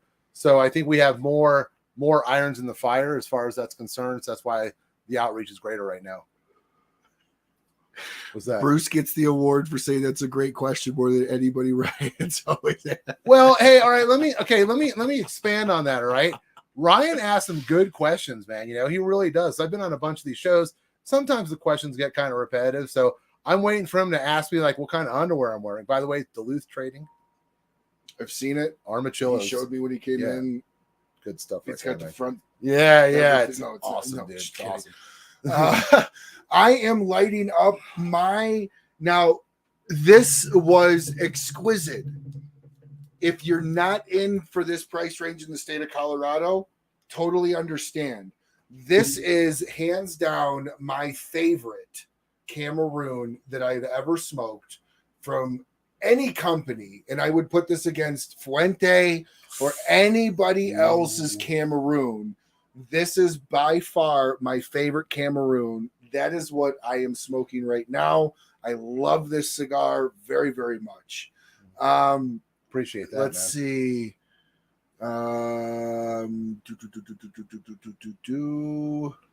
Yes. Hey, we have the queen in the house, Karen. Awesome. I'm looking so forward to finally meeting you tomorrow. I can't even tell you. I'm looking so forward to meeting you tomorrow. Karen, I didn't even know you were watching the show. I'm glad to see you joined us. Thank you, Karen. Let's see. Right, unless I'm blind, I can't find the website. Rocky Mountain Gourmet Bacon.com. It will take you right there. And guys, also while we're talking about websites, we have a new website out there, and it's not a sales website. It's a get to know us better website. It's KarenBergerCigars.com. Oh, so are you keeping the Don Kiki Superstore? Yeah, we got that. That's just for sales for people that can't get a hold of our cigars in their brick and mortars. Okay. And we would also always prefer you to go to your brick and mortar and support them before you buy anything online, please. But we have KarenBergerCigars.com now, and that's really just to get educated on our brand. There's a cool video of a drone flying over the factory and field in Nicaragua. It's really cool. And I mean, if you want to see how expansive our fields and farm are, check that out. Check that video out. It's absolutely amazing. So what's next on the horizon for Karen Berger? Now, what I mean by that is we talked about the tailgate. We hinted at another release that you're coming out with at PCA. What's next? Like, what do you guys? What's in the hopper beyond that? We got a couple of things, man. So we have we're looking at doing a barber pole, right? Which is kind of something we've never done before, you know. But there's been a call for it, so we're definitely considering doing the barber pole. That's definitely on the horizon. And then you guys know we have our Don Kiki Figurado, which is insanely popular. I don't have one with me right now. I apologize about that. They'll be there tomorrow at the event. And we're considering doing a Connecticut Figurado. Really? Yeah. Wow. You know, we're listening. We're listening. You know, so Connecticut's very good. Yeah, our Connecticut's awesome. And I'm out there in the shops and something my boy Rick Rodriguez told me before. He's like, you got to listen to the people out there, man. I mean, it's won and lost in the cigar lounges. You know, when I talk to people when I'm doing events, I'm listening. What do they want? That's where I'm getting the idea for putting the K by Karen Berger Habano and Maduro in a 6x60. You know. I brought the idea up to idea up to Karen, and she loved the idea. Like I said, she's like, Bruce, we have factory, we can do whatever we want. Hey Karen, I want you to chime in. Bruce, our shelf talker. Oh yeah, I will. So we have these new shelf talkers, which were my idea, Karen, right? And they lay down in front of the box of cigars. They have a QR code on it. Please buzz the QR code, right? The QR code goes right to a video of Karen explaining the cigar. Okay. Yeah. And then that's new. That's what I mean. Like that's new in the industry. Right. You guys are using the newer technology to your advantage. Right. So we're doing that. And like I said, some other product. We're gonna tweak some things in the future and all that. And we have in Florida, we have the K by Karen Berger passport also. So if you're in Florida, yes, go to one of the stores, get a passport. It's awesome. You get 1 or 2 or 3 free sticks wherever you go. So it's wonderful. And you get to check out different lounges, go on your little Florida cigar safari, you know, pretty cool. Now, I'm glad you brought that up because I was going to bring that up too. Are you going to be announcing or doing like state specific passports, or is there going to be like a national passport that you guys are going to be looking at? We're looking at that right now. Florida is the trial. This 2023 is a trial year for Florida. You know, we're looking at doing it this year, seeing what works, seeing what didn't work, you know, because I mean, It's the first time. I know Micallef's done a passport, but theirs was different. Theirs was about smoking different cigars. Yeah. Ours is about actually visiting different lounges, right? So we're going to look at what worked, what didn't work, and in 2024, we'll release something different. Also, another project we have on the horizon.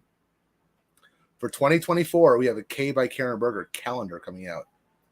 And the calendar will be... see you, Mike. Definitely stop by our booth at PCA. We'd love that. So we have a calendar coming out of Karen. And, of course, 1 month will be me, too, man. You'll see Bruce Busch. That'll be the month you guys fast forward past, right? Yeah.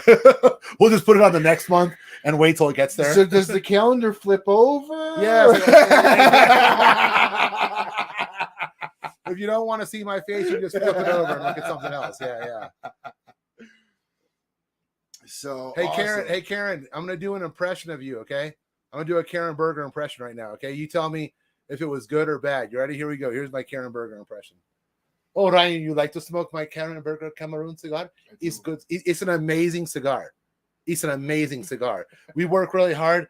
That wrapper, Cameroon wrapper, we have Sumatra and binder, and the filler, of course, come from my farm. Karen, dead on. Karen, how was that? You know, was it impersonation? Amazing. Yes, Cody. He is February because it's the shortest month. Hey, first of all, that better not be a joke on my pecker for number one, right? Number two, it actually is February. So that's my birthday, February 10th. You bastard, get out of my head.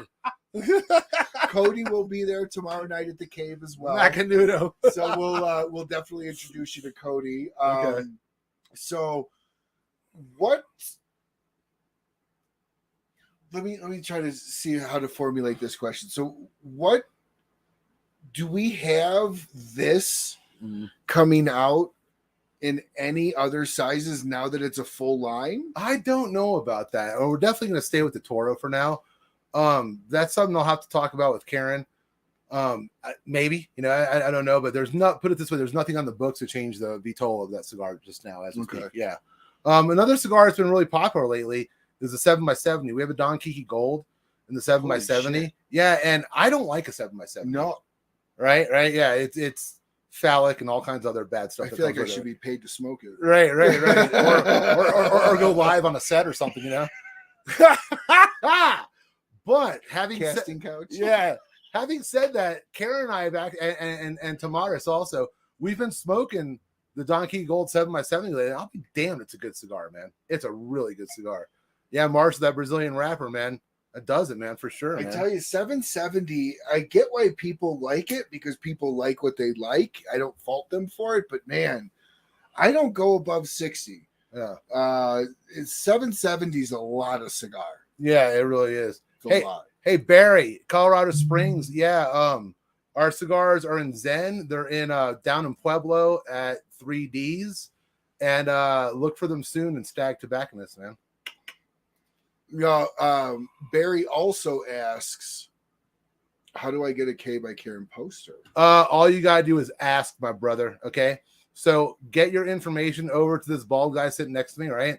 And he will tell me, right? And we'll get a little care package together for you, man. Okay, we take care of our people, man. Yes, you do. You certainly do. They, and talk about that for a second. What differentiates how you guys approach customers to others? I don't know how others do it, so I'm not going to speak for anyone else, but for us, Karen and I, every time we see a fan, a super fan, that like Bruce Stark or someone like that, or my boy Jason out in Tennessee, we try to take care of them, man. We try to send them a shirt, send them a couple free sticks if we can, depending on where they are. And we try to do a lot of customer interaction. So if you ever hit up myself or Karen on Facebook or Instagram, it won't go unnoticed, man. We really try to be not only direct to the brick and mortars, but direct to the consumers, man. We want to approach the people that own the shops and the people that smoke at the shops as well. And I don't know what other brands do, so I can't speak about that. I imagine there's a possibility you get too big where you can't do that anymore, but we're not there yet. So, we really try and take care of everyone out there. So as you guys, one thing I've noticed about you is you don't take your customers for granted. No. And kind of talk through what that means to take a customer for granted and why you guys don't. Well, taking customer for granted is a death sentence, number one, right? I mean, if you hit me up on Instagram or Karen and you say, I love your cigars, Bruce, Karen, I love this.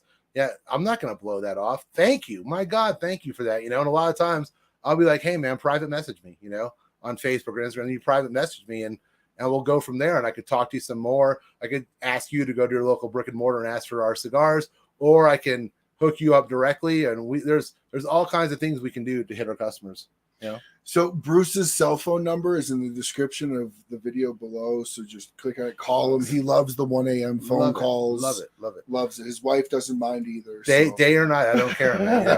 I'll forward them to Ryan's wife, man. Get him out sleeping out here in the shed. I've considered that some nights. Yes, I have your information, Barry. I will make sure I get that over to Bruce here at the end of the show. An uppity prick. Wow. Those are words of love right there, man. Love. That's love. That's the language of love. Baby. Bruce is Barry's a big watcher of the show, big supporter of the show. So always appreciate that. And Bruce, Bruce has been taken care of by you guys as well. I always appreciate Bruce. And so when you walk into a shop at this point in time, is there shops that don't know the name? I guess maybe because I'm just such a geek that I see you guys so much, but is there shops that don't know you? Someone that made fun of me earlier in the show, I forgot who it is. That's a great question, Ryan. Right? So on a show, I think it was this show a year ago, right? Somebody asked me, are you boutique? When does boutique end? Right? Because no one knows the answer to that. If someone's going to tell you they know the answer for what's a boutique cigar brand and what isn't, they're lying because no one really knows, right? No.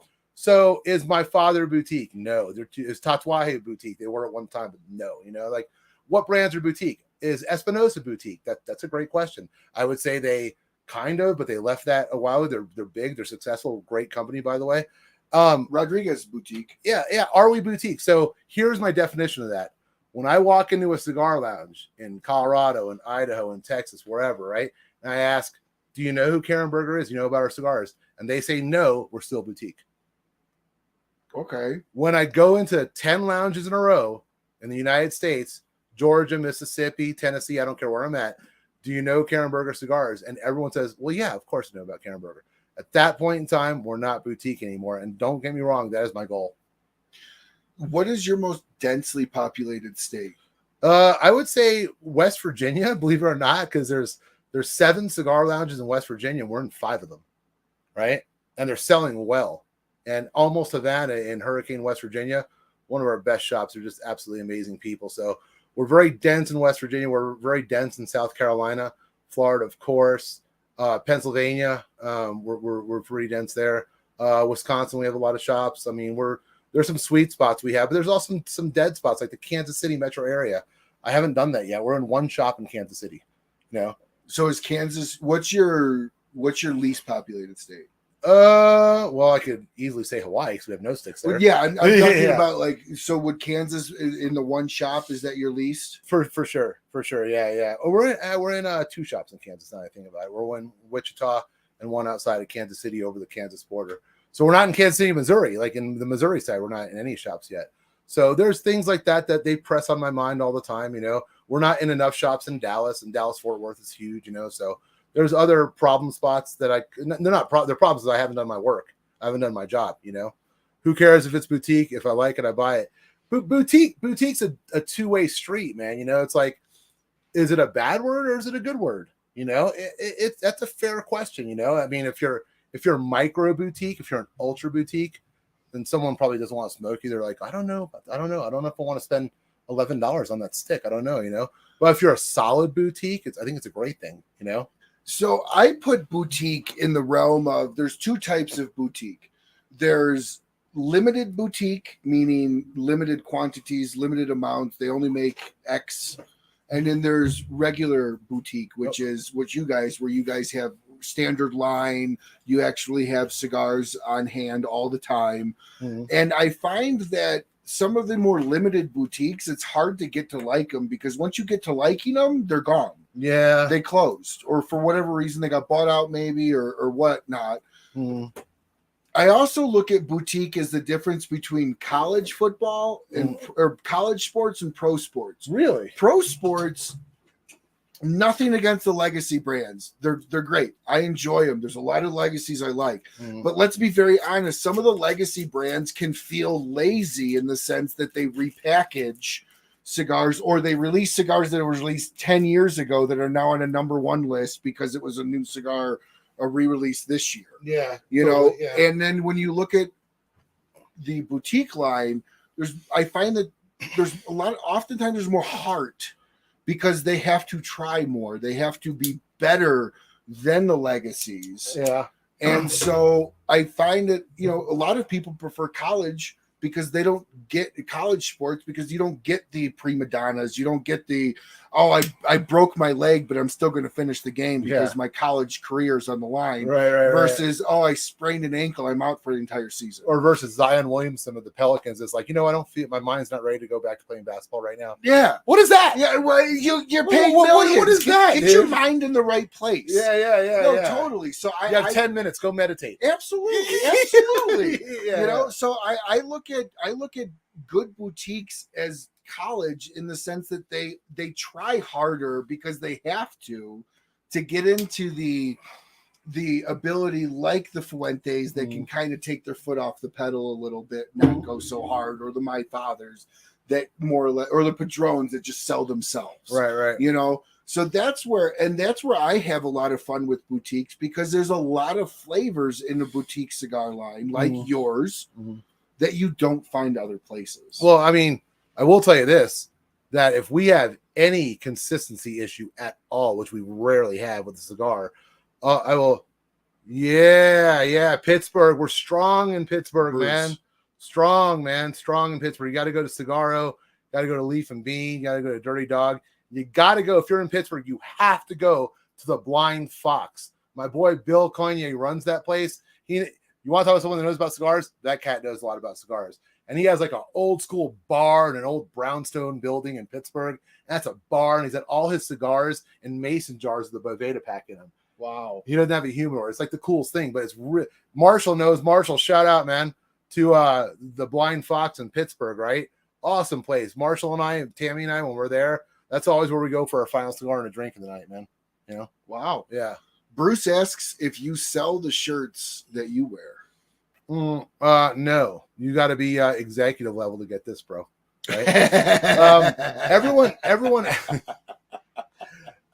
asked that. I was in Connecticut recently, and I walked in wearing the shirt. The guy was like, "I want that shirt." I was like, "Whoa, that was the first words we say it. I want that shirt," you know.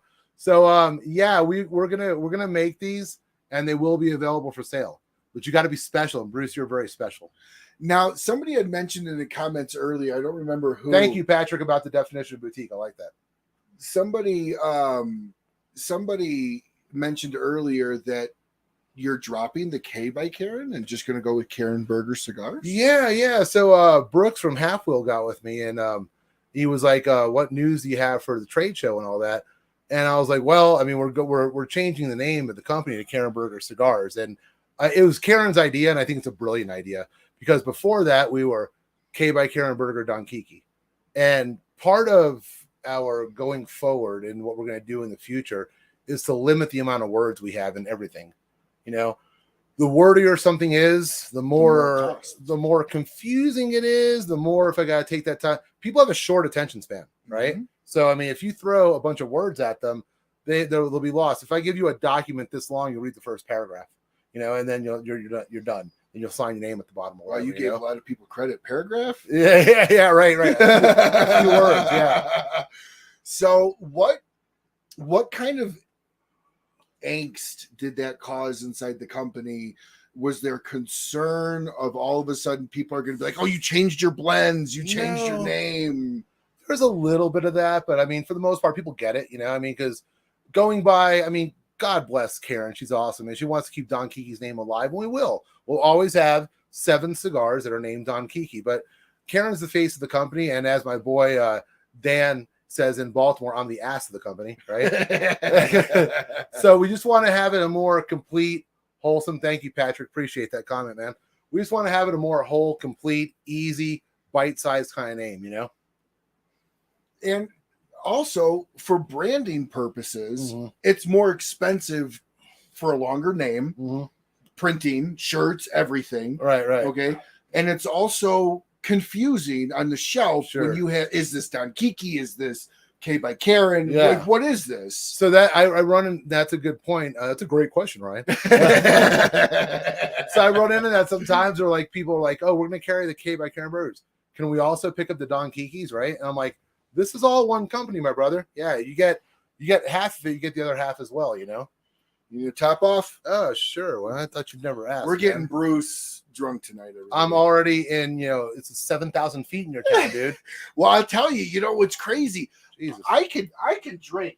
I'm not a newbie when it comes to that. When I was in Florida for TGS, it was crazy how much I was able to drink in Florida. Yeah, considering how much I drink here. Mm-hmm.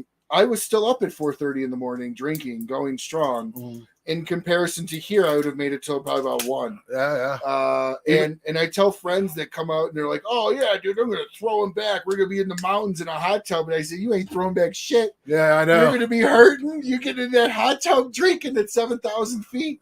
Yeah. You're gonna be a hurting guy." Last night I was in Fairplay, and I had 3 drinks that night, and it was a struggle. I was looking at beer number 3. And it was like big and ferocious and had teeth, dude. I was like, how the fuck do I put that down, man? So I actually like liquor better in Colorado because of exactly what you said. I feel beer sits heavier at elevation than liquor. But I want to address your point you brought up very much at the beginning of the show, because I had a very similar experience when I was in Florida. Cigars taste different. They're better in Florida. They're totally different. I smoke Connecticut's most of the mornings with coffee. Yeah. I noticed that my Connecticut's were stronger in Florida, and I'd never experienced the elevation change because I don't go to Florida often. Right.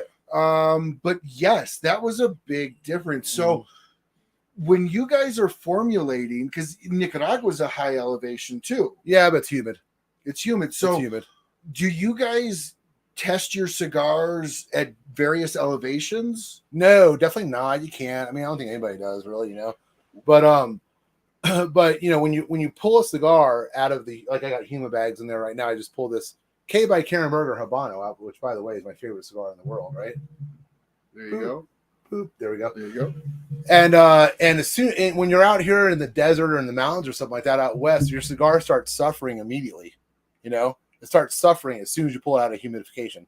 So it's making its death march already. You know? So you gotta start smoking right away. In Florida, sometimes I lay my cigars on my table in my garage. I just leave them there. If it's hot, then it's not good because my garage gets like 95 degrees. But if it's like in the fall or spring or something like that, just leave my cigars in the garage. They're fine. You can put them in a humidor, and also in Florida, your humidor is at 65% humidity, not 70. Yes, I keep my humidor at 64. Really? Yeah, okay. I actually find the higher humidity out here is a bigger detriment. Okay. The drier cigar doesn't crack as much. Okay. When you go from 70 and then leave it out, it'll crack faster. Okay. And I found that if you bring the humidity level down a little bit, it doesn't crack as much out here in the very, very dry area. That makes sense. It's kind of like they're used to it a little bit less at that point.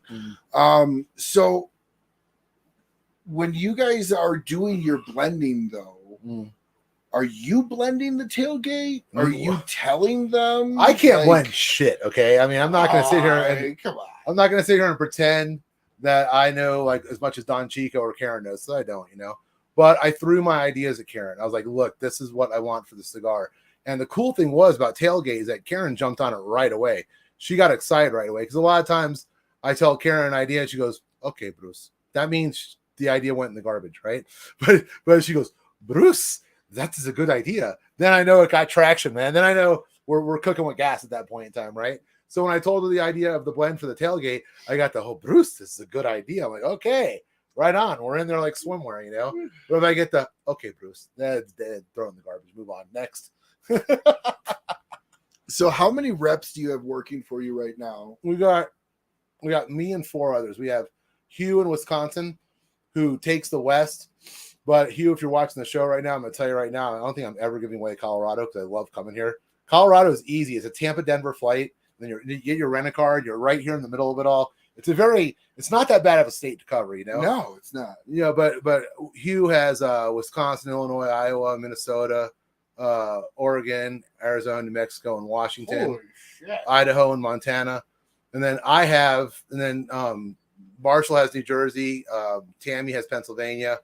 And then down the Houston area, we have Maya.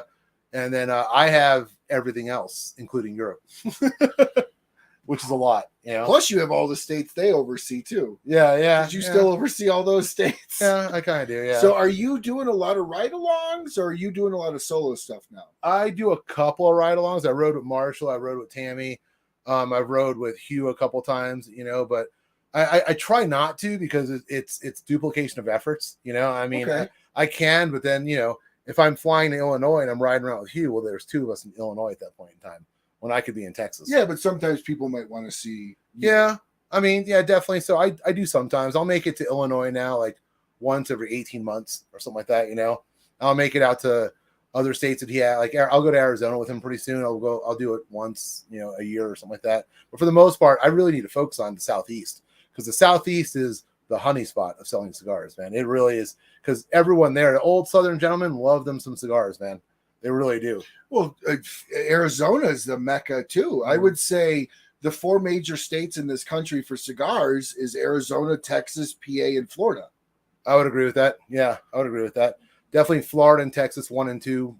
Are you guys all over Arizona right now? I wouldn't say all over. We probably got maybe 8 accounts in Arizona. Are you guys at Cigars Daily? No, not there. Okay. But we're working on it. You know, I mean, it's hard to attack the whole United States. We want to get to the point in time where people are like, you know, we've heard so much about your cigars. We want to bring them on. You know, a hot spot for us also, believe it or not, is Arkansas. Really? Yeah. Northwest Arkansas, which they call the bubble, which is the Fayetteville, Bentonville, and Eureka Springs area. Friggin' epic cigar culture there. Walmart town? Dude, that is the wealthiest little city in the United States. Because in Bentonville, this is crazy. I learned this when I was there, right? They have 2,000 executives from Sam's Club and Walmart there. And something I didn't know, and I'm sure a lot of you guys don't know, is that if you sell your product in Walmart or Sam's Club, you have to have an executive living in Bentonville within 30 miles because they need to be able to put their hands on you and grab you and go, hey, come to the corporate office right now. You know? So you've got like 200,000 executives living in that town. So the town is like 5-star Michelin restaurants. They have a 3-mile indoor mountain bike track. Indoor, 3 miles. You can ride for 3 miles indoor. They have an amphitheater that Walmart paid for, right? And they want to entertain their clients, all that. So they get like the Foo Fighters, Billy Joel, Chili Peppers. I mean, everyone goes through there and plays in Bentonville. Wow. I had no idea. No one would, you know, and they like it like that. They're like, don't tell anyone about this area because it's a wealthy, cool, well put together area. You know? Wow. Yeah, right on. Now, could you imagine if Walmart actually sold cigars? And so let me ask you, I want to kind of touch into here in the last part of the show, some of the legalities around what we're going through in the cigar world, and what is Karen and team, you're included in that obviously, doing to help that fight? Well, I mean, the number one thing you do is be a member of the PCA. I think the fight was more erratic and spread out like about 7 years ago. This is before I was in the industry. In 2016, when the FDA really attacked the tobacco industry, right? But since then, the PCA has aligned, right? And they got it on lockdown, right? So right now, the best thing that anyone can do is join the PCA because they got it. It's kind of like, you know, after 9/11 happened, you know, everyone's like, what do I do? What do I do? Trust Homeland Security, trust the officials that are in place right there, you know, just support them and let them do their thing. Kind of the same thing with PCA, you know, PCA they've got it. They're lawyered up. They're fighting the good fight for us. They're getting a lot of stick caps in a lot of states. Colorado's not one of them right now, but that's huge. Like in North Carolina, they just passed a 30-cent stick cap. That's beautiful. I know there's another state going for Wyoming is going for a 25-cent cigar tax. Perfect. I know Wisconsin and Ohio have like a 50-cent. I think Michigan's 50 cent. You know, so New York is pushing like hell to get it also. You know, that takes the price of your cigar in New York from 26 down to like, you know, freaking $17. Affordable. Where it should be. It takes it from non-affordable to affordable. Right. So how have you guys have found it as you're expanding out? You've added 300 stores since you've come on.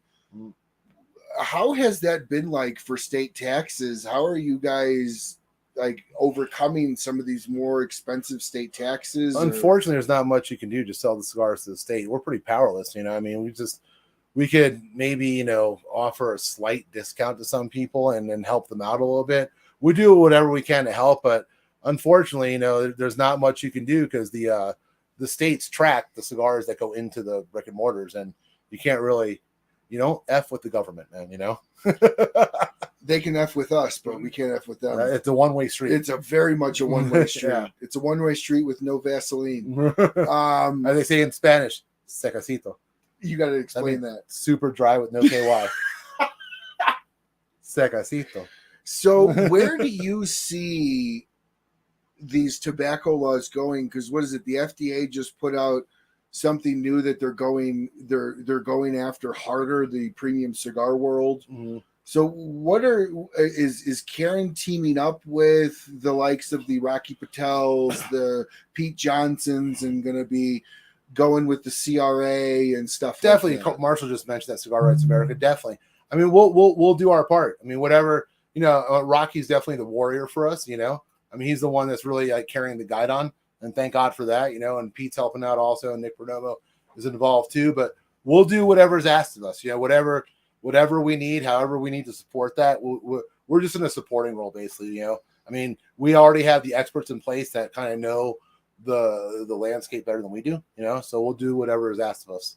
So was there any issues with getting that new brand on the market with the FDA rulings and guidelines around no new lines? Well, that doesn't exist. The predicate blends and all that. So that's been complete. See, gone. I didn't see that was completely gone. I thought that was still semi in place. No, no. Because I know that's why Oliva came out with the Milanio, because during that whole thing, it was actually a totally different blend, but they called it the V Milanio because the V was already in place. Oh, okay. I didn't. So I wasn't sure if back if to guys, we don't all know everything about cigars. I did not know that. Right? I just wasn't sure if you guys were having a hard time coming out with new stuff, new lines, or battling any of the FDA regulations around that. No, I mean, it's not something we really have to worry about. And we're a 27-year-old company. So, I mean, even if push came to shove, we've got like over 300 predicate blends. Now, see, that to me is something I don't think a lot of people know. Yeah. Oh, yeah. Is that you guys, I mean, outside, you take Don Kiki out of the picture, you know, it's a younger brand as far as the K by Karen. Sure. But you add Don Kiki, and you guys have been around for almost 30 years. Oh, definitely. Yeah. I mean,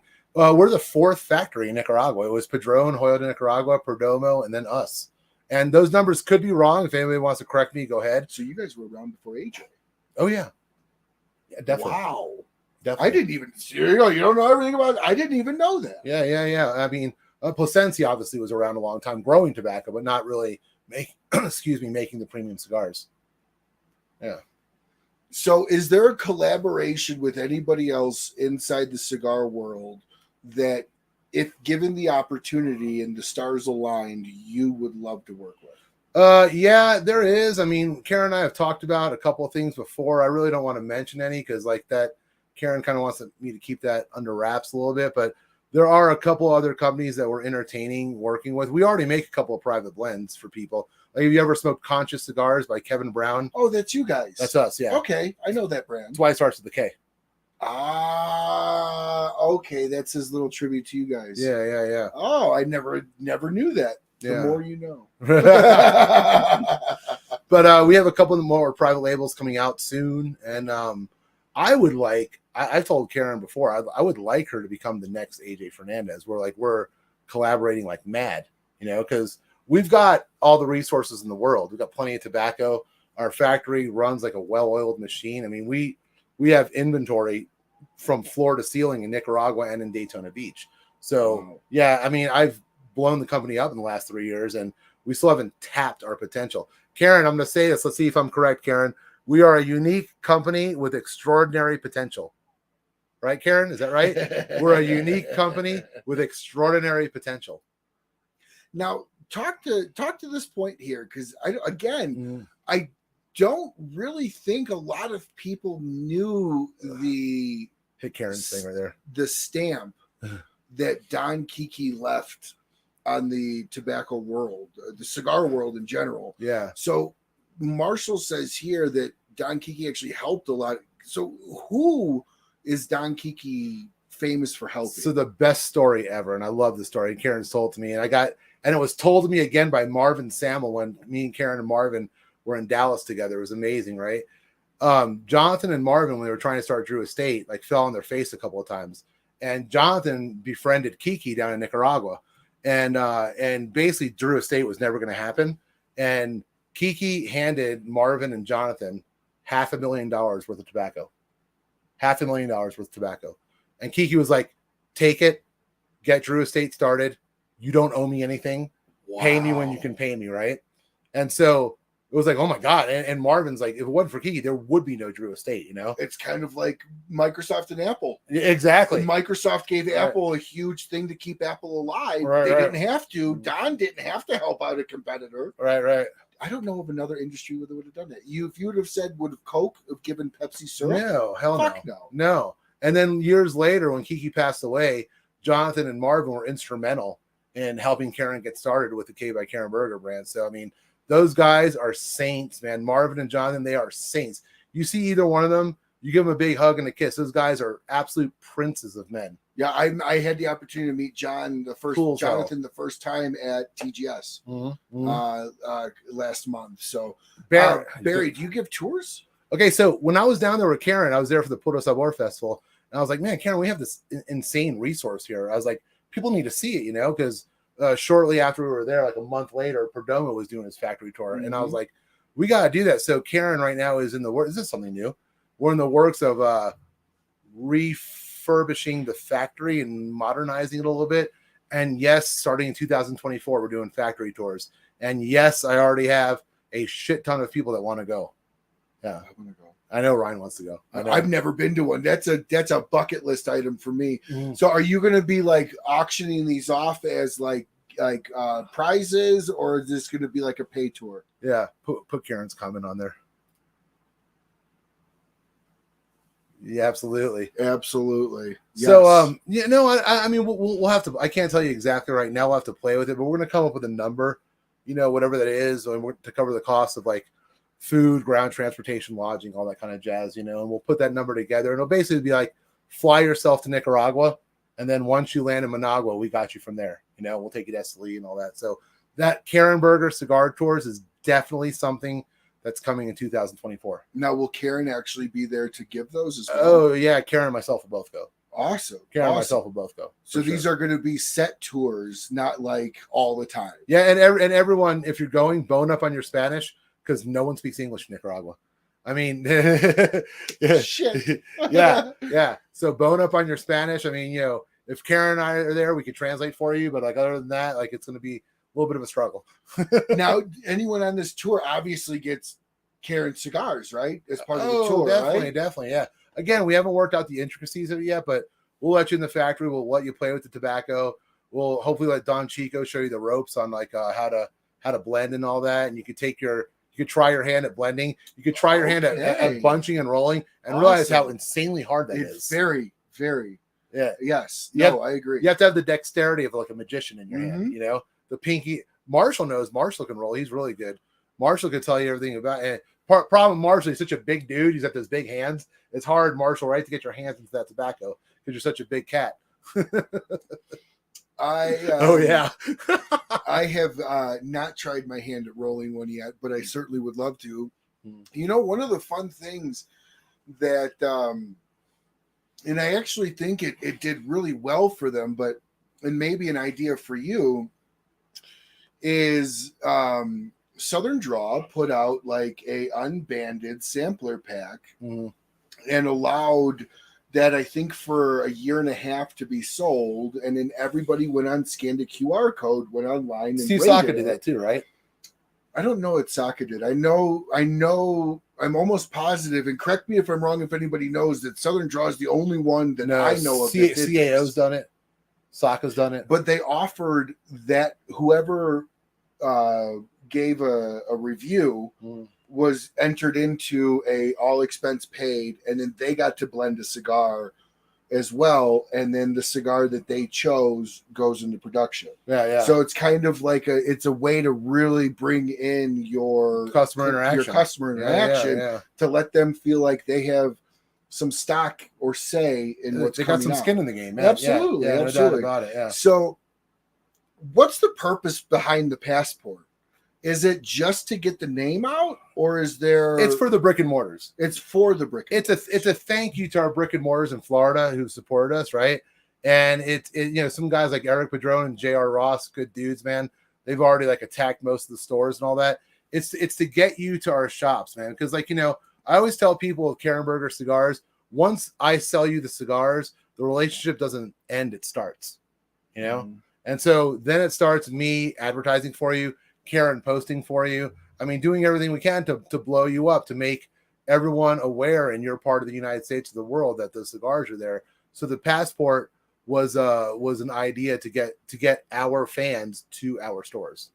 Now, are you is one of the goals with a passport like a completion coin?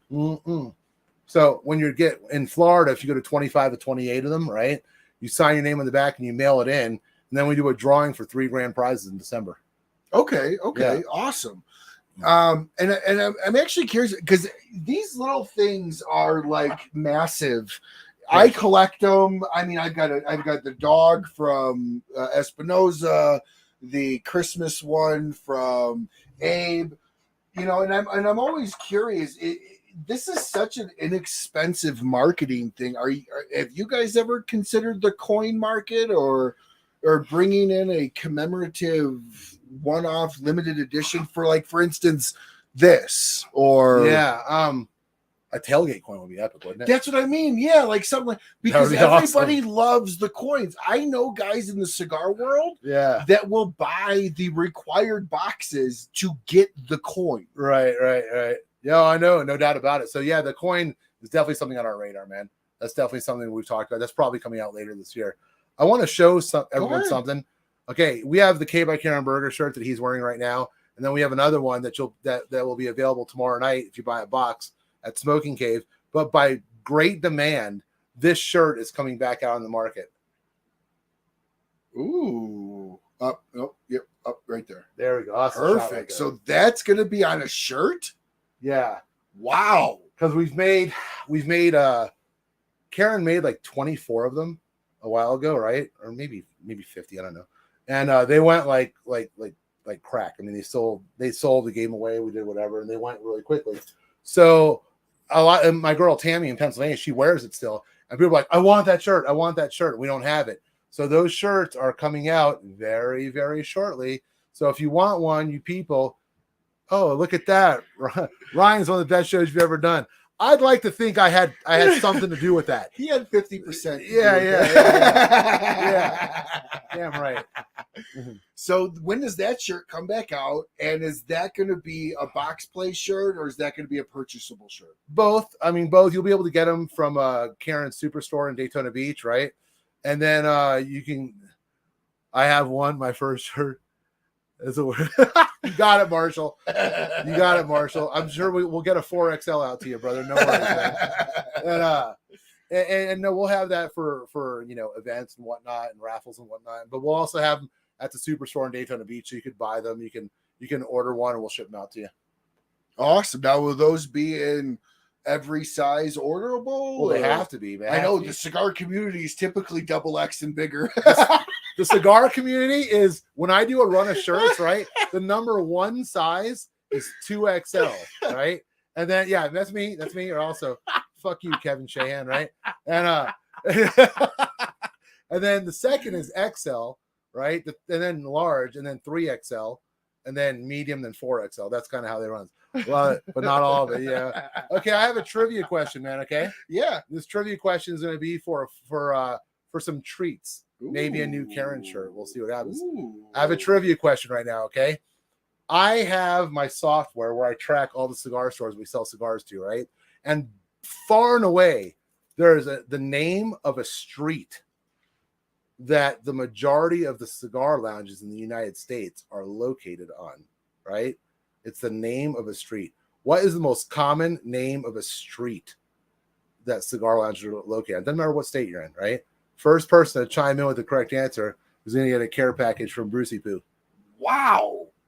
Come on. So, Second Street. No, that's where you live, dude. Main Street. Patrick got it. Patrick, Okay. Main. Karen Patrick knows. Got it. Yeah. Patrick, you're going to be at the event tomorrow night. Patrick, I got you. So come up and make sure you say hi for sure. Yeah. That was going to be my guess. I mean, Main Street. Okay, Karen's like, I know. I got another trivia question for you, okay? All right, so we all smoke these cigars. He's smoking the Cameroon right now, all right? What does the word Cameroon mean? What does the word Cameroon... Don't tell me a country in Africa. Yeah, duh, right? What does the word Cameroon mean? If you could tell me... I know, Patrick, I got you tomorrow night, brother. If you could tell me, chime in, what does Cameroon mean?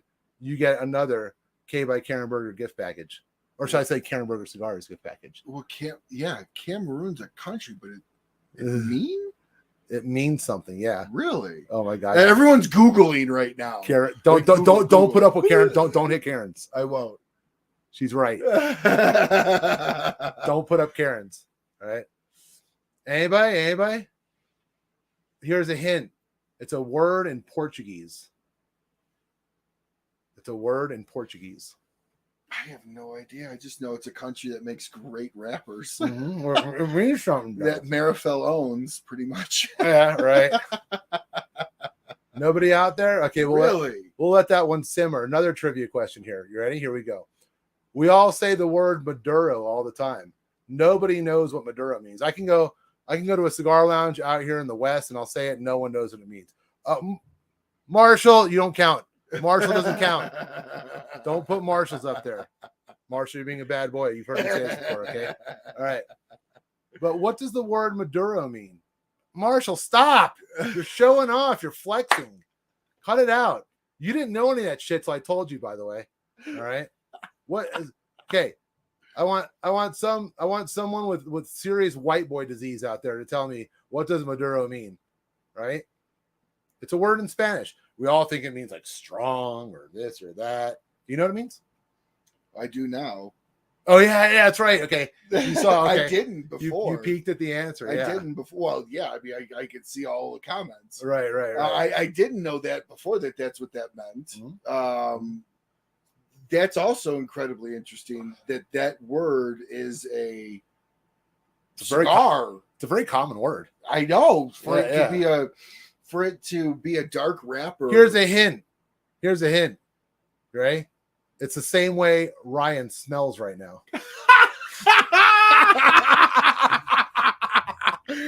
I'm the one doing your laundry.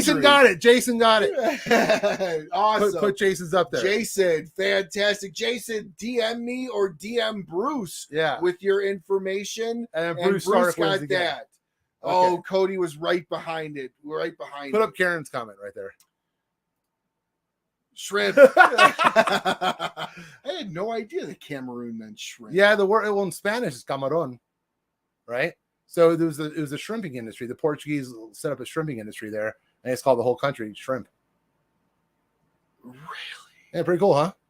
It's state names, country names are actually interesting when you look at how many states, this as a teacher, how many states come from Native American language? A lot, dude. I mean, you got to have at least over 50% probably. No, I wouldn't say that much. You don't think so? No, a lot of them are British, right? Like Georgia's British after King George. Virginia also is from Queen Virginia.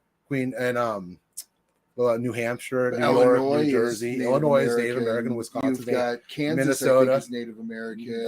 Missouri, Utah is as well. Utah, Colorado. Right. Colorado's not. No. So next trivia question. Here we go. I'm dumb. So, well, you said it, right? Okay. Next trivia question. Somebody put up 5 states. That have a Spanish name. 5 states that have a Spanish name. I have no idea.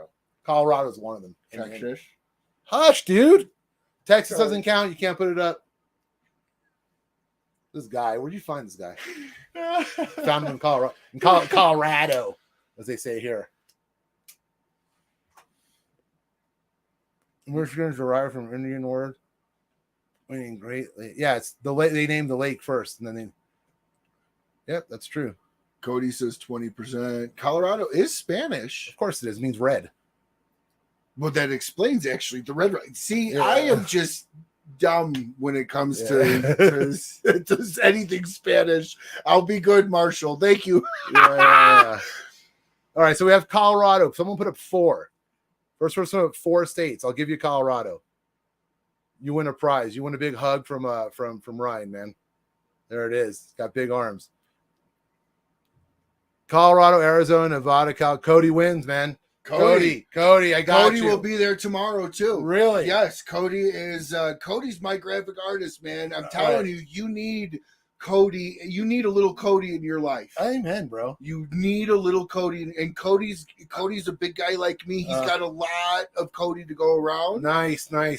You need a little Cody in your life. Karen, good job, Nevada. Good job. Yeah. So there's Cody. So Cody, come up and see us at the table tomorrow night at Smoking Cave, and we'll take care of you as well. Oklahoma? No, dude. No, that's an Indian name. That's a Native American name as well. That's what I thought. Yeah. So no, everyone sleeps on Montana. The word Montana means mountain. Really? Yeah. Well, I mean, that makes sense. Montana. You just take off the Enya. Yeah.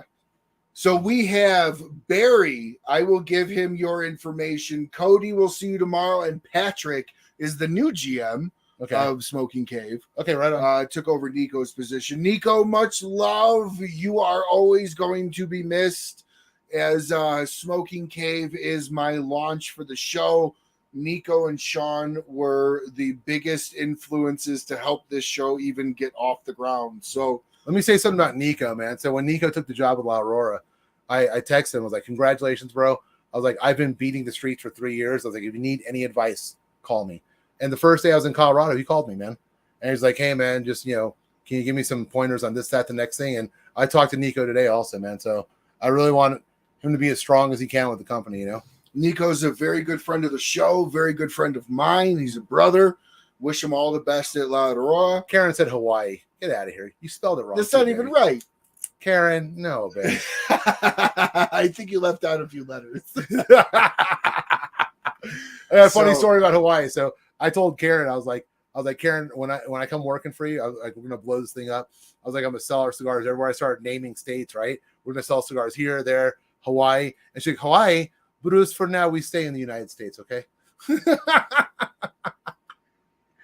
Thank you very much, Patrick. Yes, I actually used to shoot this show. If you watch early shows, I used to shoot this show in the back poker room of Smoking Cave Cigar Lounge in Highlands Ranch. So definitely much love there. Says I watch. Oh, yes, we have he's talking about my Instagram show on Tuesday nights, which, by the way, might be something fun for you to release a cigar on if we can do a pre.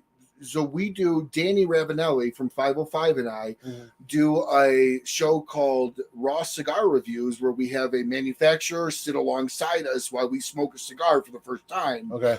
And then we review it live with the manufacturer there. Good, bad, or indifferent. We're very honest about that. Okay.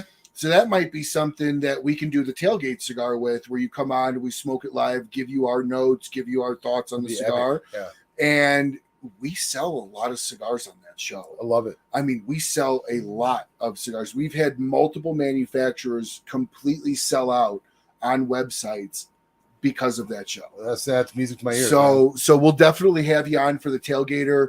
Have you smoked the cigar with us, especially since it's yours, and then we'll just promote the shit out of that cigar at launch. Perfect. So yeah, we'll talk about that offline. Okay. And then Bruce is like, then I buy them from Smoky Cave and I go broke from that show. So yes, Bruce is an avid buyer of that show as well. Let's see here. Wish I could make it this year. I have a friend with bile duct cancer, so spending time with him. I think you were talking about, Barry, what were you referring to? And Barry, I hope you could come up to Smoking Cave tomorrow night. It is only about 45 minutes. My boy Brad Beasley. That's my favorite Georgian white boy right there, man. Love you. Hey, Brad Beasley, this is for you, man. All right. He's got me one too. Well, in closing the show tonight, Bruce, I can't tell you how great it was to have you in studio. Yeah. I hope you liked the studio. I love it. And from where I started when we both talked, I think both of us are shocked that it looks like this. I knew there was something special about this dude right here, man. I knew it. I felt it in my bones, man. And I was with Karen in West Virginia at a restaurant we were eating, and he called me. I took the phone call. I was like, Karen, we got to get on with this show. We need to sponsor the show. This guy is going places. And look around us, man. We're keeping good company on the wall. We got Kristoff. We got Dunbarton, Karen Berger, Micallef. We got Smoke In. We're jamming, baby. This is a great show to be a part of. And just because Bruce asks, and Bruce is such a loyal follower, we will do some rapid questions for Bruce. Okay. Bruce, what is the first cigar you smoked ever? And do you think you would still enjoy it? It was a punch. It was from Cuba, and I bought it in Germany. And I smoked it in Germany, and it was epic. And I absolutely loved it. And it doesn't exist anymore. I don't know what kind of punch it was. I have no idea. But it was a Cuban punch, smoked it in Germany, fell in love with it, came back to the United States. I looked for some punches here. Wasn't the same thing. And then I moved on. Believe it or not, the first cigar brand I fell in love with was LFD. Wow. Well, and there's a good reason, because I was, I was a lot poorer in my 20s, and they were making a good cigar for like $5 a stick. Yeah. And I was like, wow, these are fucking good. Absolutely. Yeah. What is your favorite bourbon to blend a cigar with? It's Old St. Pete. It's only sold in Florida at the distilleries in St. Petersburg. And it's a $29 bottle of bourbon. And it's got like a maple bacon kind of thing going on in it, man. It's absolutely beautiful. What is a wrapper that you would love Karen to work with, but you currently don't? And this is not, and you can float this even if it's in production or anything. It's just, what is a wrapper you would like to see K by Karen work with? Easy question. Dark Rojo. Okay. Now why? Because I love the Hoyo de Nicaragua Antaño Dark Rojo. So good. Yeah, every time I smoke one of those somewhere, I buy a box. I don't buy boxes a lot. I bought that. I bought a box of Espinosa Laranja because it's just friggin' that good, And I don't buy boxes that often. But the Hoyo de Nicaragua, the Espinosa, those two, hell yeah. Outside of Karen, who else would you consider to be a very close friend that is not part of your company? Oh, well, Rick Rodriguez. Okay, because he lives right next to you. He got me into the business. He got you in. He got me my in with Cigar Journal, and then Cigar Journal led to Karen, and here I am today. Great article, by the way. The best one ever written by Bruce was the article he wrote about me. That it's saved, and it will be printed out when I actually get a nicer lounge area, and it will be big poster on my wall with Bruce's signature on it. So that was such a great, I can't even tell. I still can't even tell you what that meant to me when you wrote that. That was fantastic. So what is a size that Karen doesn't make that you would love to see? Well, like I said before, the 6x60 and the Karen Burgers, definitely. The Karen Burger Habano and the Karen Burger Maduro and the 6x60. That's what I want. I want round? Definitely round. Okay. Definitely round. Okay. Yeah. I do have a question before we'll end the show with this. Why does K by Karen, going to soon be called Karen Berger Cigars, but why does K by Karen come out with just box press? We don't. I mean, we our Lancero outside of the Lancero. Gotcha. Yes, outside of Lancero. I can't answer that question. I mean, that's something. Well, you know what? I'll ask Karen that tomorrow night when I see her, and maybe Karen can chime in right now. I don't know why we do all the K by Karen burgers and box press. I don't really know. It works though, and I love it. It's been very popular. But that's a great question. I don't have the answer to that. I like the box press. I think it's a great mouthfeel. It sits nice. Everything else. Let's see here. Marshall, thank you so much for tuning in. And yes, thank God I do have a computer with spell check, because spell check was made for me. So Bruce, as always, man, thank you so much for coming on the show. Thank you so much for driving down here and coming in studio. I don't often get in studio. I love in studio so much more. It is awesome. It is the environment, the atmosphere, and let's be honest, man, when it is performance time for you, you give every last bit of your energy and everything. And I don't care what you say, you are one of the most fun people to watch work a room. Thanks, appreciate that. I mean, when I saw you for the first time at the cave, I thought I was going to get a few minutes with you. You were like, and you were just everyone talking, and then you were like bringing people over. My God, Karen, I'm telling you, you don't have. There's nobody out there that works harder a room than Bruce. Bruce is on, and I don't even understand how he keeps his level that high. I actually think he gets higher in level as the night goes on versus me, where I'm like, so Karen, you have an absolutely fantastic crew working for you. You can't have a better person than Bruce. Bruce, thank you, Karen. Yes, he is absolutely amazing. And Bruce, I love our friendship from the day we started talking to now. You have given me great advice on the show that I've adopted and taken in, and we've bounced ideas. You will forever always have a home here at the Smoking Studios here at the Rocky Mountain Cigar Show. Appreciate that. And anything I can do to ever help out, I certainly will. And I'm going to start doing what we talked about pre-show, because I think that's a very great idea, and that's a little incentive that not a lot of people do. That definitely. So, Bruce, I will give you the show ender here before we end. Tell everybody where we're going to be tomorrow and why when they go into a lounge to choose you. Okay, so we're going to be tomorrow night at Smoking Cave in Denver and Highlands Ranch, right? And we want everyone to come out, and we're going to have a great time. Karen's going to be there. She's dynamite to hang out with. You'll meet Karen. You'll fall in love with her instantly because she's like one of the coolest people ever. And when you go into a lounge and you're looking for a cigar, you got to find a K by Karen Berger or Don Kiki, because they are absolutely tremendous cigars, completely linear company from the seed to your hands. We grow our own tobacco. We have, we buy our wrapper naturally like everyone else does, but we have a commitment to quality that's second to none. And you're going to get personalized service. And I think you're going to get everything you're looking for in a cigar. And I completely agree. And if you're looking for a Cameroon, or if you're looking for the best AJ release ever, you can only go with one company, and that is Karen Berger Cigars. We will start calling it Karen Berger Cigars on the show. I will change the promo to reflect Karen Berger Cigars this week to make sure that comes in. When does that name change official? Now. Yeah. Fantastic. Awesome. So we got a lot of new information on the show tonight. We have the Tailgater talked about, which we're going to do on Raw Cigar Review when that cigar comes out. We also talked about there's a Caring cigar coming out being released at the PCA. What else did we announce on the show? I think that's about it. I can't remember. Was there anything else? I thought there was one other thing, but it wasn't as big as the cigar releases. The name Karen Berger Cigars. The name Karen Berger. So you will be able to get a Tailgater box that turns into a truck, and Bruce is going to very actively work on rims that you can print out off of their website. Thank you so much, Kevin, that's awesome. for offering that up.